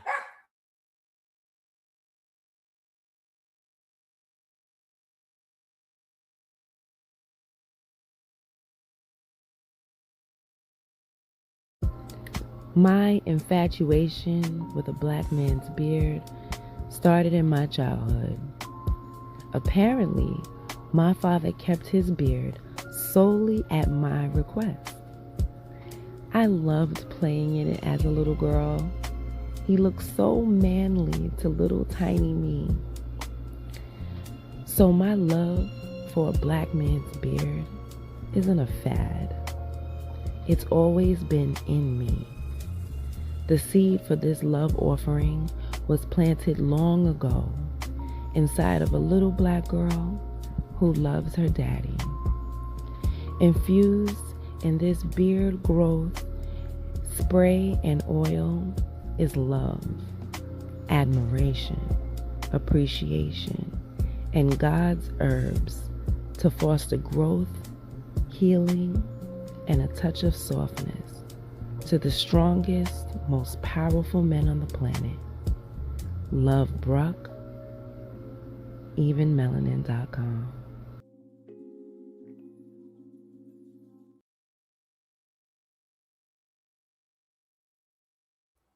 Salute to our sister Brooke in the building. Yeah, family. God dang, people come knocking at my door. My dogs are very ornery about people ringing the doorbell and knocking on the door. And then come to find out is some people from Verizon. And I left Verizon a while ago. I went to AT&T. So I'm like, God dang it. Yeah, I ain't rocking with you. Sister Brooke said, all true. All true. I rocks with it. I love it. I'm gonna grow my beard back so I can use some of that oil. You know what I mean? Maybe get some of these grays out that I got. Anyway, I digress. Shout out to David. He said, shit, yo dogs had enough of the tether foolishness. Oh, you be surprised. You be surprised. They like sometimes I'll be listening to some of these clips and my dogs will just start barking at the clips for no damn reason. And I'll be saying the same thing. I'll be like, all right, yeah, you don't want to hear this. I get it. And I have to turn it off. Shout out to the family, man. Shout out. Let's get back into it. David Ayolawal has apologized, but British black people do not have a perspective of American blacks. Get it. But the fact is, you're saying that as if we're supposed to care.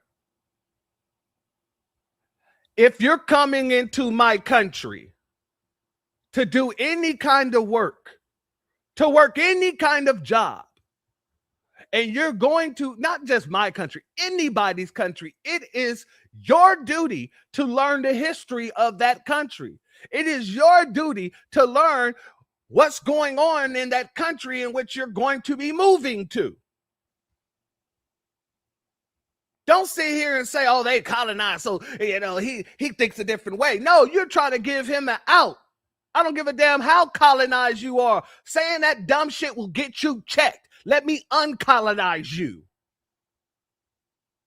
And clearly, you didn't uncolonize him. You be sitting there jumping in front of the camera talking about, I get so sick of people talking about black Americans when everything in the United States is because black Americans, this, that, and the third. When that man sat there in your face and said that black Americans was subservient, you sat there and you kikied and cockeyed, and then when he did his little accent and brought it up, and it's a name, you said, now we are free.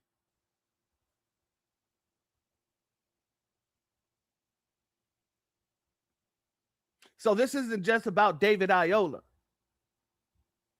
or whatever, how the hell way you pronounce his name. I don't give a damn.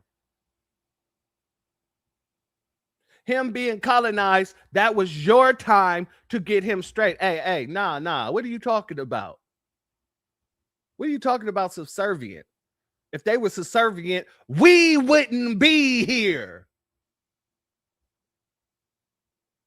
If they were subservient, my parents wouldn't have been able to come here and you wouldn't be able to come over here. That was your opportunity. So now you want to sit here while people is going off on this dude. I don't give a damn about his apology. There is nowhere in the goddamn rule book says that when a person apologizes to me that I have to accept it.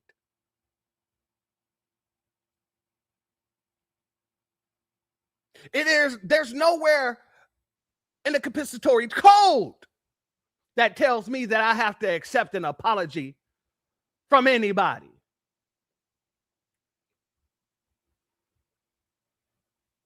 So you platform this dude, then get mad when people call this dude out and then call you out for platforming this dude. And now you want to sit here and give an excuse for this dude. He's colonized.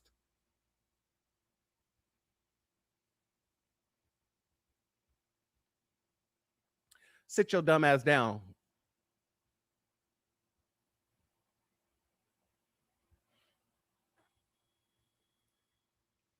Shout out to Snatch Adams once again. Thank you for your super chat. Your donation is blessed tenfold, and I appreciate your contributions as always. If the melanated Brits don't have any perspective, then why the fudge are they so comfortable speaking on our shit?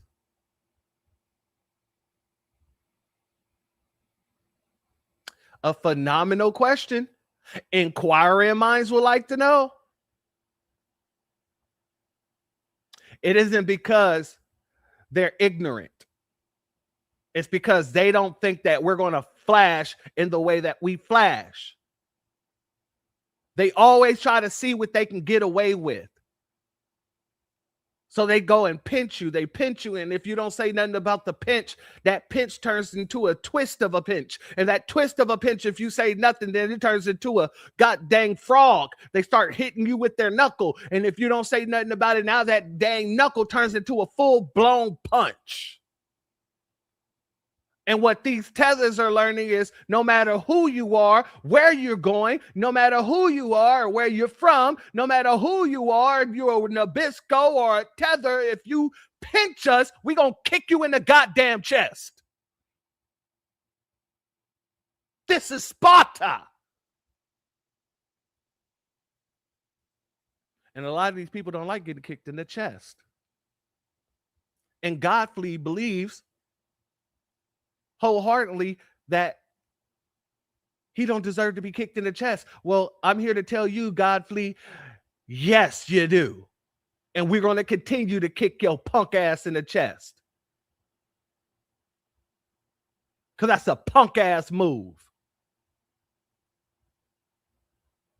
Using your little friend group to disrespect foundational Black Americans by proxy and then throwing in your little 2 cents on the side.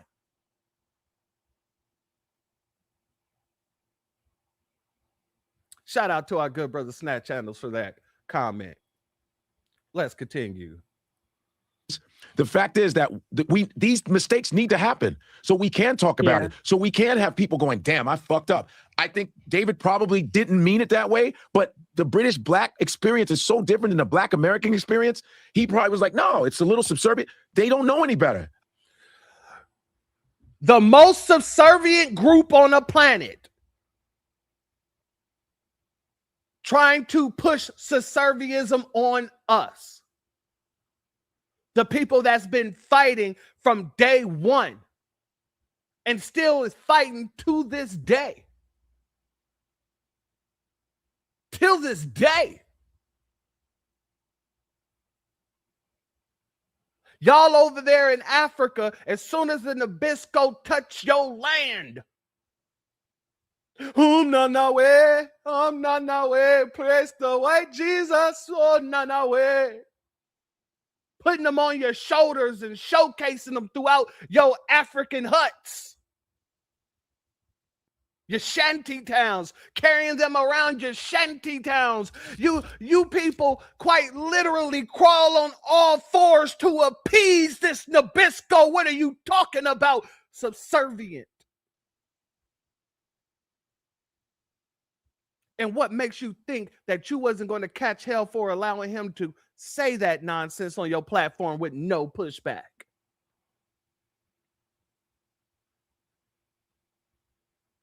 I mean, family, I've quite literally seen an African dude crawling on the side of white people who were just there visiting, crawling like a goddamn baboon monkey. And I do understand the racial context in that, but that's what he was actually doing, walking like a baboon, a gorilla, to showcase to the white folk. I played on this platform several times over that clip of a goddamn African dude walking on the side of the Nabiscos saying to them, Africa needs you. Please come here and help us bring civilization, bring greatness to us like you did in America, like you did in Europe, like you did all over the globe. Bring it to us. That's what they're doing over there. The most subservient.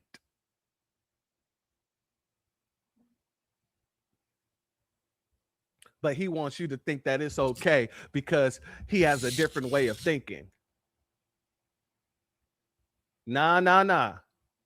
Hell to the no. A lot of them just don't know any better.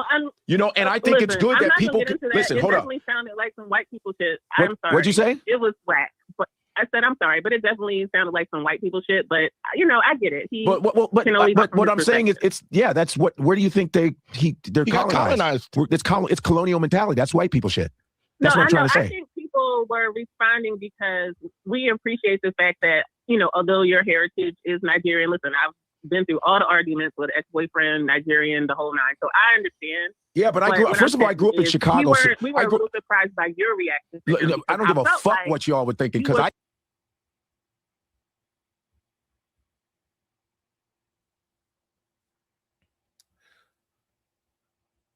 And Godfrey,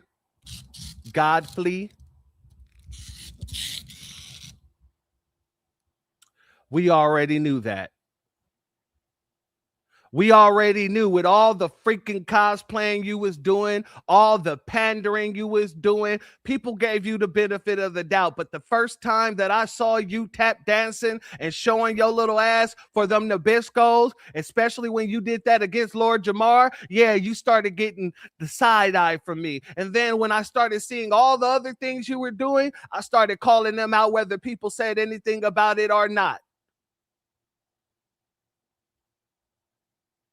And the fact of the matter is this: we already knew you don't give a fuck. But not just about our opinions. We already knew you didn't give a fuck about the things that you were going around teaching people. You was just teaching them that because you was trying to gain some notoriety within us. A con artist is a con artist nonetheless.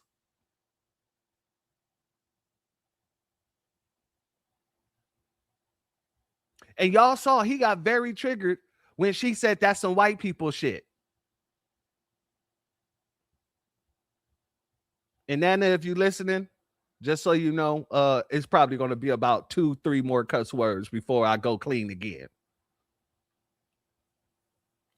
Pray for me, mama. Pray for me. Let's continue.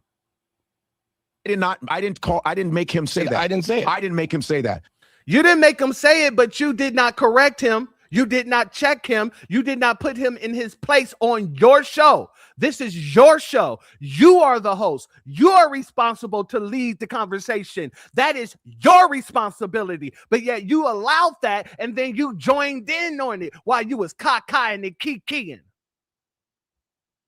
My mother, my grandfather, my grandmother, my father, all of my elders always told me never, ever, ever, ever go around anybody who will laugh with somebody who's talking mess about you.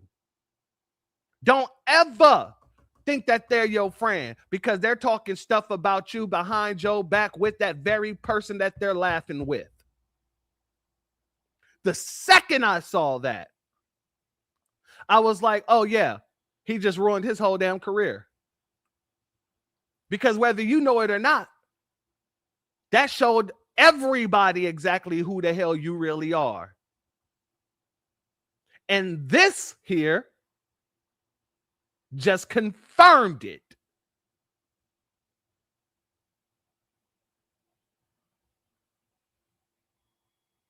So fuck all of that. Because you all sit there and try to pick at the smallest shit, waiting for us to fuck up. First and foremost,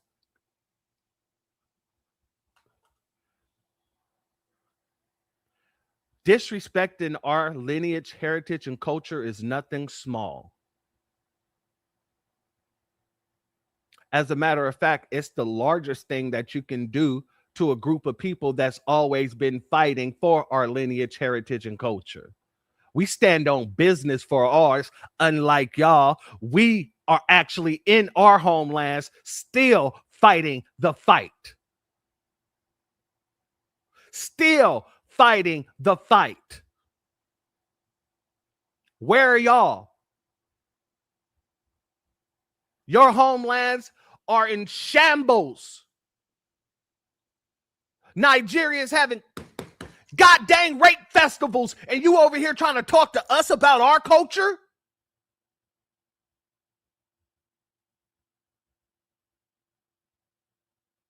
Your women can't walk around the streets freely and feel safe, and you want to talk to us?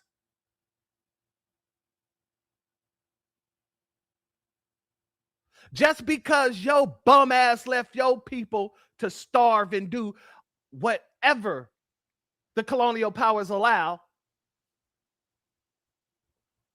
do not mean you get to come over here and nitpick to us of what's large enough for us to react to. You ignore the conditions of your homeland. You ignore all the things that's happening to your people. We have never been that way.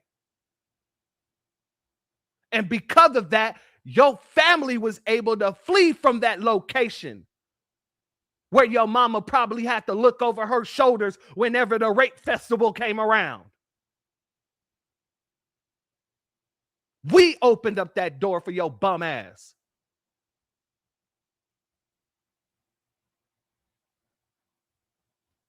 And you think you could tell us what's large enough or what's small enough to react to?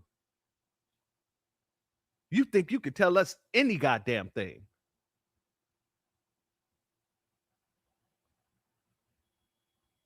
All that, me and Akbar grew up in Crenshaw. All right. I grew up in Chicago, some of the blackest cities around. Grew up in Crenshaw. How do you grow up in a street?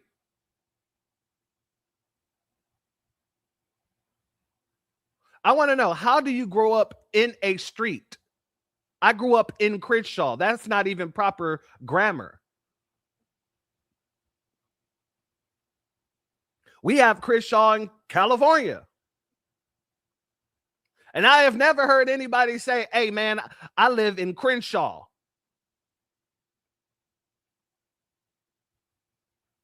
Exactly. Inside the pavement. Inside the pavement. I live in Crenshaw. It sounds like you're talking about a dude by the name of Crenshaw. Hey, where you live? I live in Crenshaw. I'm just saying.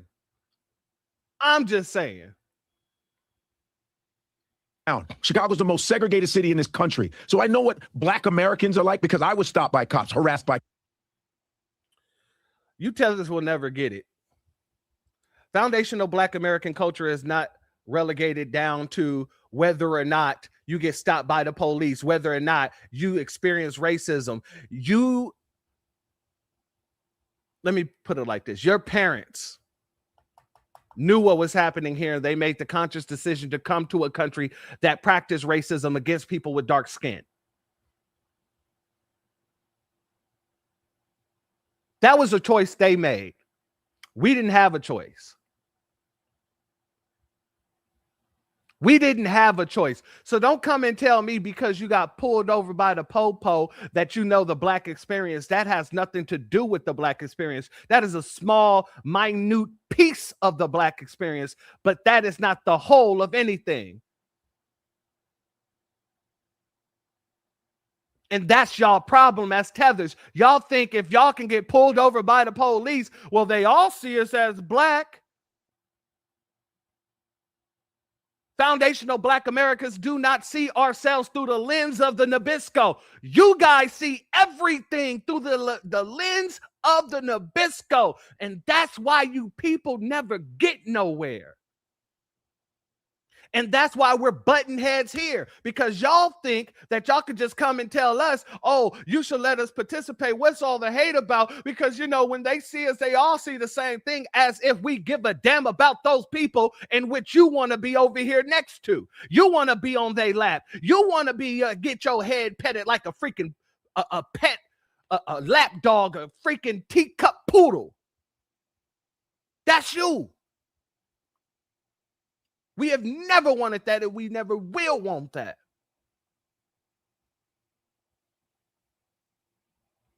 Because that's not how riders get down. So I don't give a damn if you grew up in Chicago. That's proximity. That is not lineage. I don't give a damn if your parents taught the community. That's not lineage. And I don't give a damn how many times you got pulled over by the po-ho. That is not lineage. We got blood ties to this soil. And these people owe us a blood debt. And if you ain't a part of that,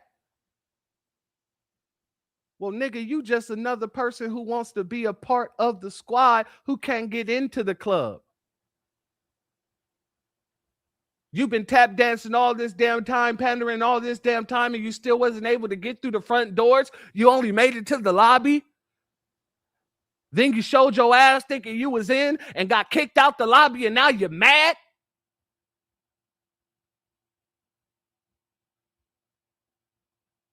Hey, somebody please get this man a cape so he can be super mad.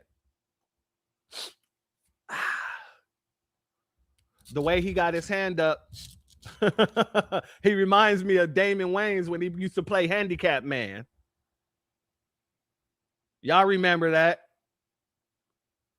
The way he's wearing those glasses, he might just be a blank man.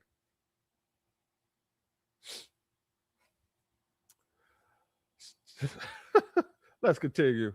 Called nigga, the whole nine. Okay, so I'm a little bit different, but that show, what our show is, it's just 9-10 months. We're doing really well. It's needed. Nothing's gonna be perfect. So when someone goes, I didn't like your reaction, you're not my fucking parent, first off. And I'm the first person, if I fuck up, I'll go, man, my bad. But David said it. David said it. So the first person, if I fuck up, I'll go, man, my bad. But David said it. David said it. So see him trying to throw David under the bus when it's your damn broadcast, it's your show. Not a broadcast, it's a show. It's your show. If anybody comes onto my platform and they start saying some outlandish shit, especially about foundational Black Americans, I'm going to mute that person. I'm going to stop that person dead in their tracks and say, excuse me, there will be no disrespect to my lineage here whatsoever, you bum bastard.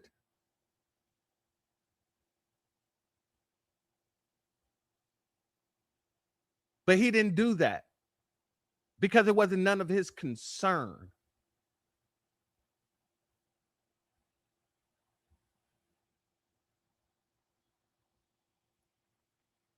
Shout out to Crew Reality. If you are there and you allow the bull stuff on my name, you may as well have said it too. Exactly. Exactly. And that's how I was raised. If you talking shit behind my back and I find out that you're talking shit behind my back, even if you're not talking shit behind my back, if you're with somebody talking shit behind my back and you're laughing and it gets back to me that you was laughing and joking with somebody who was talking shit behind my back, you cut the hell off. You are cut the hell off. Your loyalty isn't to me. Your loyalty is the person you was yucking it up with.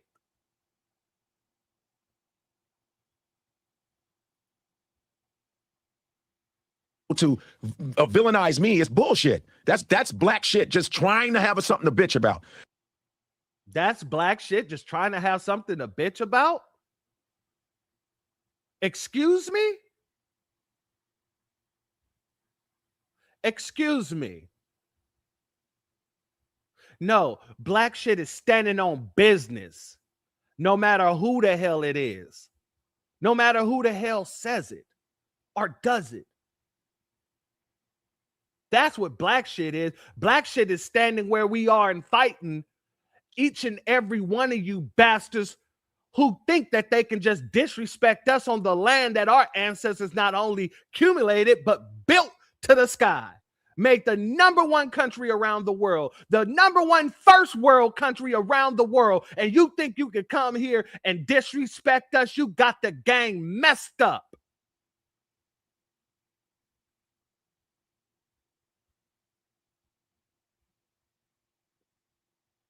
When your mama would have been ducking and dodging all those people trying to get up into her drawers against her will if it wasn't for our people. You would have never seen the shores of these lands over here if it wasn't for our people.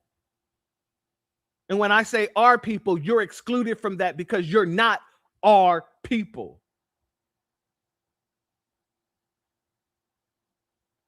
Foundational Black Americans have paved the way for you people to think that you could come over here and be disrespectful, and we ain't having that whatsoever. So you need to go ahead and run on back to your community, because from this day forth, all you're going to get is the bad side of FBA. You know, for years, you saw the good side of FBA. People would call you a ally, say you're a writer and all this other shit. And I would push back. I'm like, what the hell? How is he a writer when he be sneak dissing on the low? And so I started showing more and more of you sneak dissing on the low. And then other people started showing you more and more sneak dissing on the low. We all started showing you sneak dissing. And then the sneak dissing turned to just dissing. You took the sneak out of it. And then you get called out for it. And here you are playing a freaking victim. We don't need to be your parents. Nobody needs to be your parent. All we need to do is be a person that'll whoop that ass. I bet you still learn as if a parent was there. This is what you need.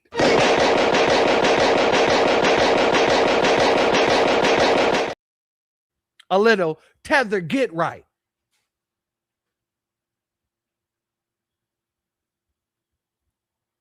Let's continue. See, what we're doing is we're trying to work out our kinks. People are traumatized. Black Americans are traumatized. Caribbeans are traumatized. Africans are traumatized. Everybody's traumatized. Black women are traumatized. Black men are traumatized. So this is all coming from trauma. And this should be a therapeutic podcast. It should be a podcast where we go, hey, man, we fucked up. We got to talk about these things. But to just go, I'm disappointed. None of you motherfuckers are my parent. None of you. Nobody's perfect talking shit to me. You do a podcast and do better then.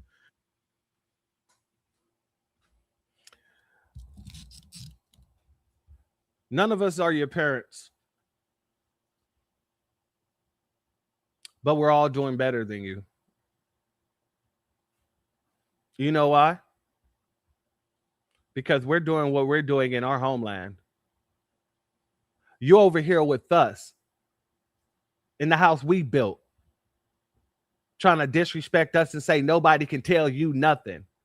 Well, take your ass out of my house.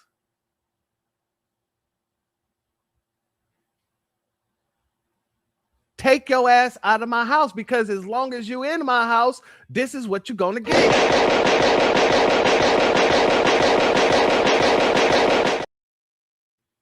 Y'all can't keep our names out of your mouth. You can't keep our business out of your mouths. Because you know your bum ass podcast wouldn't get no clicks if you wasn't talking about the main characters. The TV show don't get any views if the main character isn't there. All the side characters can be there. The main characters can be at home, and the goddamn show's going to get canceled.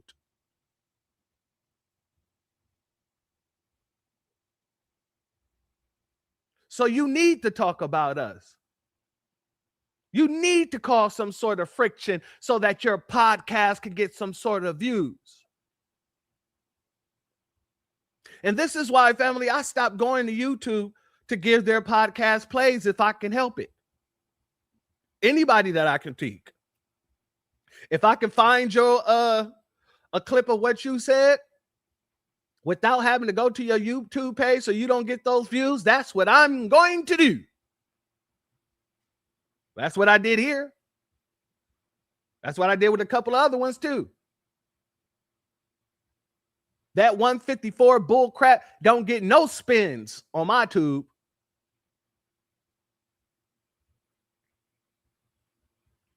Continue. But my thing is, I'm doing this for the good of all of us to bridge a gap and all this. Oh, you're a tether. You're a this. You can eat a dick. I'm just not talking to you, miss. I'm just saying in the general. But Okay, you I'm can like, eat a listen, dick for real. Nah, Godfrey. You can eat a dick. Your mama can eat a dick. Your daddy can eat a dick. And preferably go eat one of those dicks from back in your homeland since you want to be disrespectful such as that.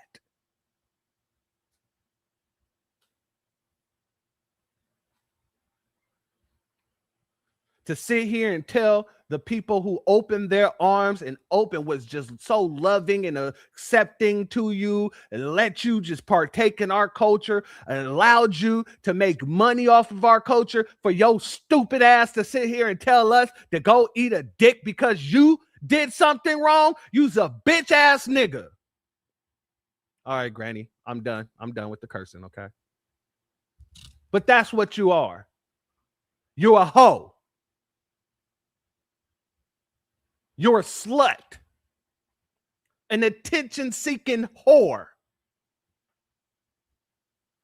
And that's the whores I hate the most. I have the biggest pet peeves when it comes to these attention-seeking whores. Because you will do anything to get some eyes on you. You'll do anything to garner a little attention. And that's what we've seen out of Godfrey all this damn time. That's exactly what we've been seeing. A straight up hoe who was playing a role. I'm not surprised. He is an actor. But I saw the movies that he acted in, and he's not that good of an actor either. So him and David are on the same damn footing.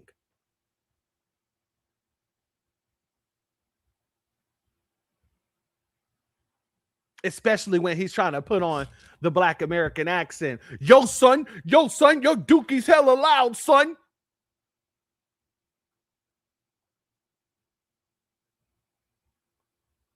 Straight up weirdos. Now, family, I thought I was going to be able to get through all of this today here. However, we're going to have to wait till Wednesday for the Ice Baby situation. I'll show y'all a couple of clips for previews of what we're going to be dealing with on Wednesday. But before we go there, I want to give my sister Cut Up a B1 salute and a shout out to her. Because, you know, I wanted to find somebody whose response was just as disrespectful outside of our sister Brooks, because our sister Brooke went the hell off, and I want y'all to go and watch that on her channel. But I want to go here. Shout out to Cut Up. Don't Godfrey sound like a hit hyena hollering? Godfrey crashing out. Godfrey is spiraling like, nigga. Calm people don't get upset about somebody stating the fact or stating their opinion. And you really wouldn't say suck my dick if you wasn't offended. So you a bitch ass nigga. And now that we calling out your bitch ass nigga-ness, you scratch your other butt, bitch ass nigga. You spiraling. You getting upset. You are a tether. You were a great tether for a very long time until the line was drawn in the sand.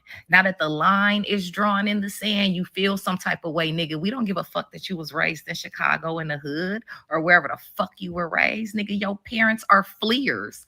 Your family are fleers. You come from a fleeing background. And when we call that out, you feel some type of way. And then in your DNA, that hit hyena, start howling and hollering, bitch ass nigga, because you came up off of us. If it wasn't for us, you wouldn't be shit. Godfrey, I remember your little small ass parts and little small ass movies, nigga. And for the most part, it was niggas bigging all you motherfucking tethers up. That's how y'all got in. You, Interest, Blackston, all you motherfuckers came in off of us. But yeah, you still a tether. Your family still ran from their homeland. Why you over here making all this big ass money, Godfrey, and not going back to Nigeria and bigging it up? You speaking up big about black folks because you wanted to stay in the community. You wanted to stay around and knew that's how you were able to tether onto us. But now go back to Nigeria and make this show. Go back to Nigeria. Take all your people from America and go back to Nigeria and do this shit. You scratch her up the butt, motherfucker.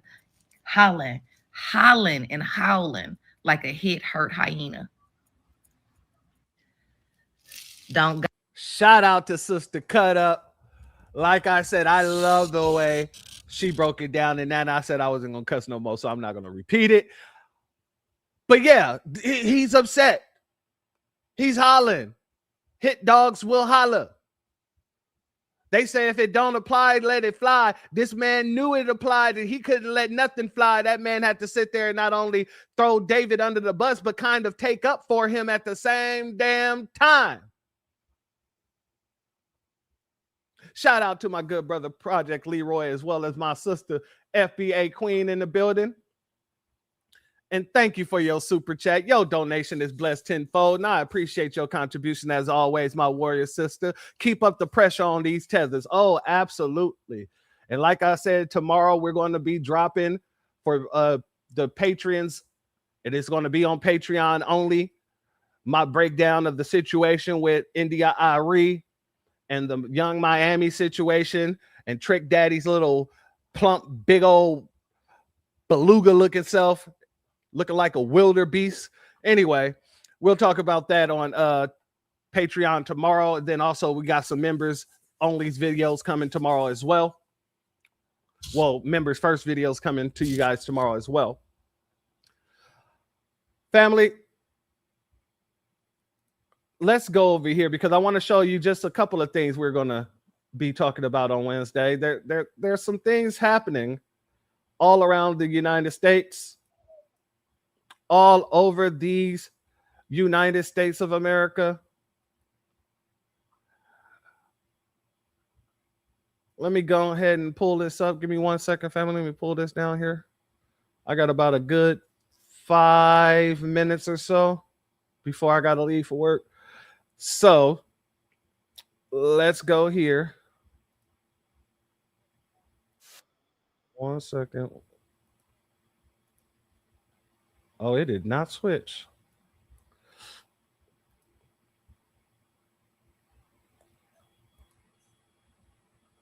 Okay. 1 second. So I've been saying for a while, they want to get rid of these people. They need to go ahead and start hitting the people who are incentivizing these folks to come here. And until you do that, until you go after the actual people who are hiring these folks, all they're going to do is find new ways to try to do things on the low. So I'm going to speed blitz through a few clips, and then we're going to get into it in more depth on Wednesday. Let's go here. This is in Georgia. Oh, my bad, family. Let's go here. This is in Georgia. Site, okay? We're Homeland Security. We have a search warrant for the whole site. We need construction to cease immediately. We need all work to end on the site right now. Warrant.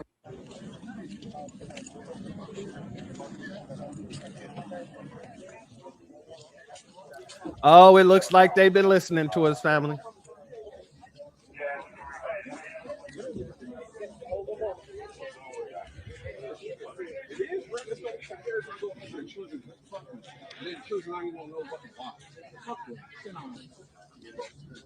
Site, okay?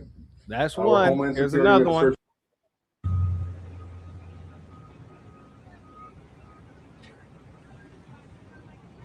Oh, yeah, they shutting down.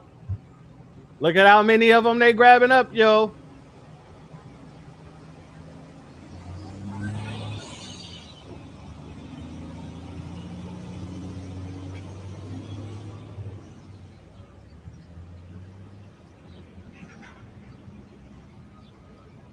Mm-hmm. Yeah. Guess what else? They're pulling people out of houses. They're pulling whole families out of houses, ladies and gentlemen. Children! You fucking monsters! Leave them alone! You fuckers! Leave them alone!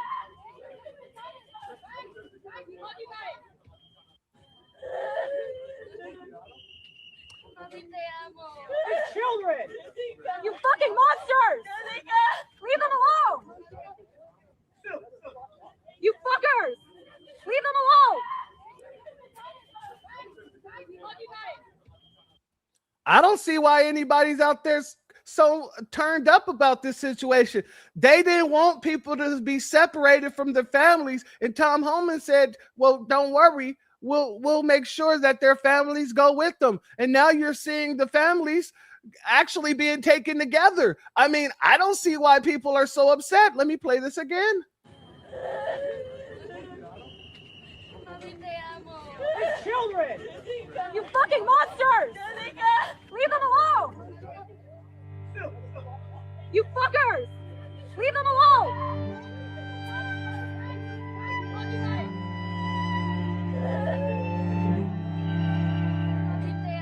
They're children! You fucking monsters! Leave them alone! You fuckers! Leave them alone!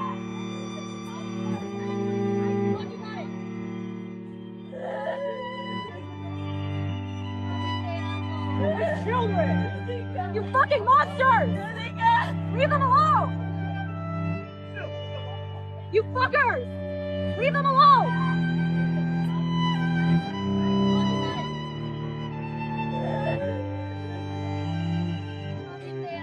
They're children! You fucking monsters! Leave them alone! You fuckers! Leave them alone!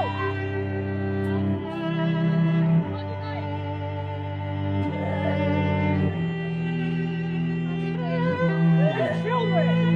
You fucking monsters! Leave them alone! You fuckers! Leave them alone!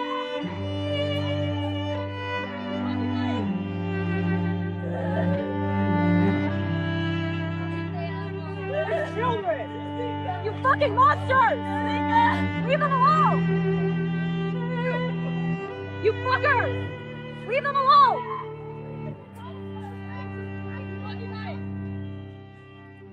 Oh, yeah, family. These folks need some amazing grace in the place because the Iceman is in their face. Oh, knocking on your door. And everybody in the house got to go. Shout out to Tom Homan. And on Wednesday, family, we're going to play the rest because I want you to see something. Hold on. I'll pull this down. I'll pull this down. Let me show you this real quick. Stop that screen there and start this screen here. I want to show you the window. Oh, family, on Wednesday, as you can see here at the very top. Oh, that's the wrong one. Hold up. Wait a minute. That sent that into a whole different loop. Let me put some pimping in it. Let's go right here. All right, let's try this again. There we go. So, family, I just want to show you on Wednesday, we have so many clips. So many clips. It is all going down in Chinatown.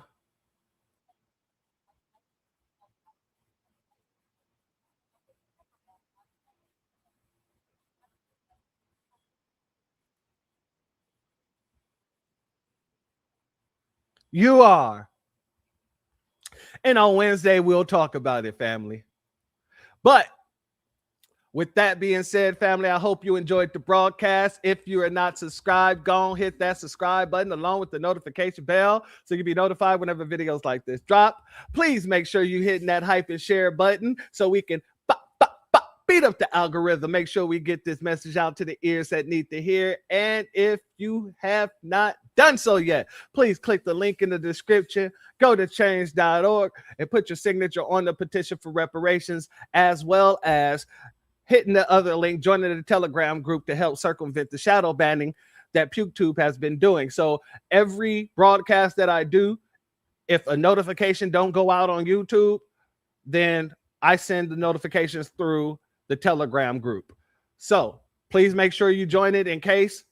Please make sure you check to make sure you still subscribed because they've been playing with some subscribers as of recently. I've gotten a couple emails where the family has told me that they were subscribed and they didn't get my notification, so they went back to check on it and they were unsubscribed. So make sure that you're checking because they do target us. They target all of us in the new black media. They target Brooke. They target myself. They target Tariq. They target Black Alpha. They target Afro Elite. They target ZZ. They target Vicky Diller. They target Demetra K. They target us to make sure that our viewership goes down. And in one of the videos that I did last week, a few weeks ago, excuse me, it was talking about just the blackout, that whole blackout situation that we're doing, right? YouTube came back yesterday and sent me an email telling me that they put an age restriction on it because it wasn't appropriate. Now, family, I didn't show anything violent. I didn't show anything that will warrant an age restriction on it. But yet they did try to put one on me, and I didn't dispute it. But yet this is what they do when it comes to the new black media. So, family, I want you all to stay diligent. I want you to stay safe, stay black. You know what? Before we get up out of here, let me thank each and every one of you for being here with me today. Thank everybody who donated, whether by Cash App, Super Chat, PayPal, or anywhere else. I'd like to thank my mods, my members, and everybody who's here. Now, with that being said, stay safe, stay black, and most importantly, stay foundational. The doors of the church are now closed. Peace, family. My grandfather built this country, man. He fought wars for it. And most places he went wouldn't let him sit down and get a cup of coffee. I can't even catch a cab in New York. You know, it doesn't matter how many degrees I get. All you people see is color. Your grandfather was an immigrant. You're American. My grandfather was born here, Duke. And you people still look at me as just another nigga. I know that the government, whatever, can't stand us black people. He's doing everything in the world to make black man be extinct. But I'm going to tell you one thing. Us black people going to survive. So fuck everybody. I'm out.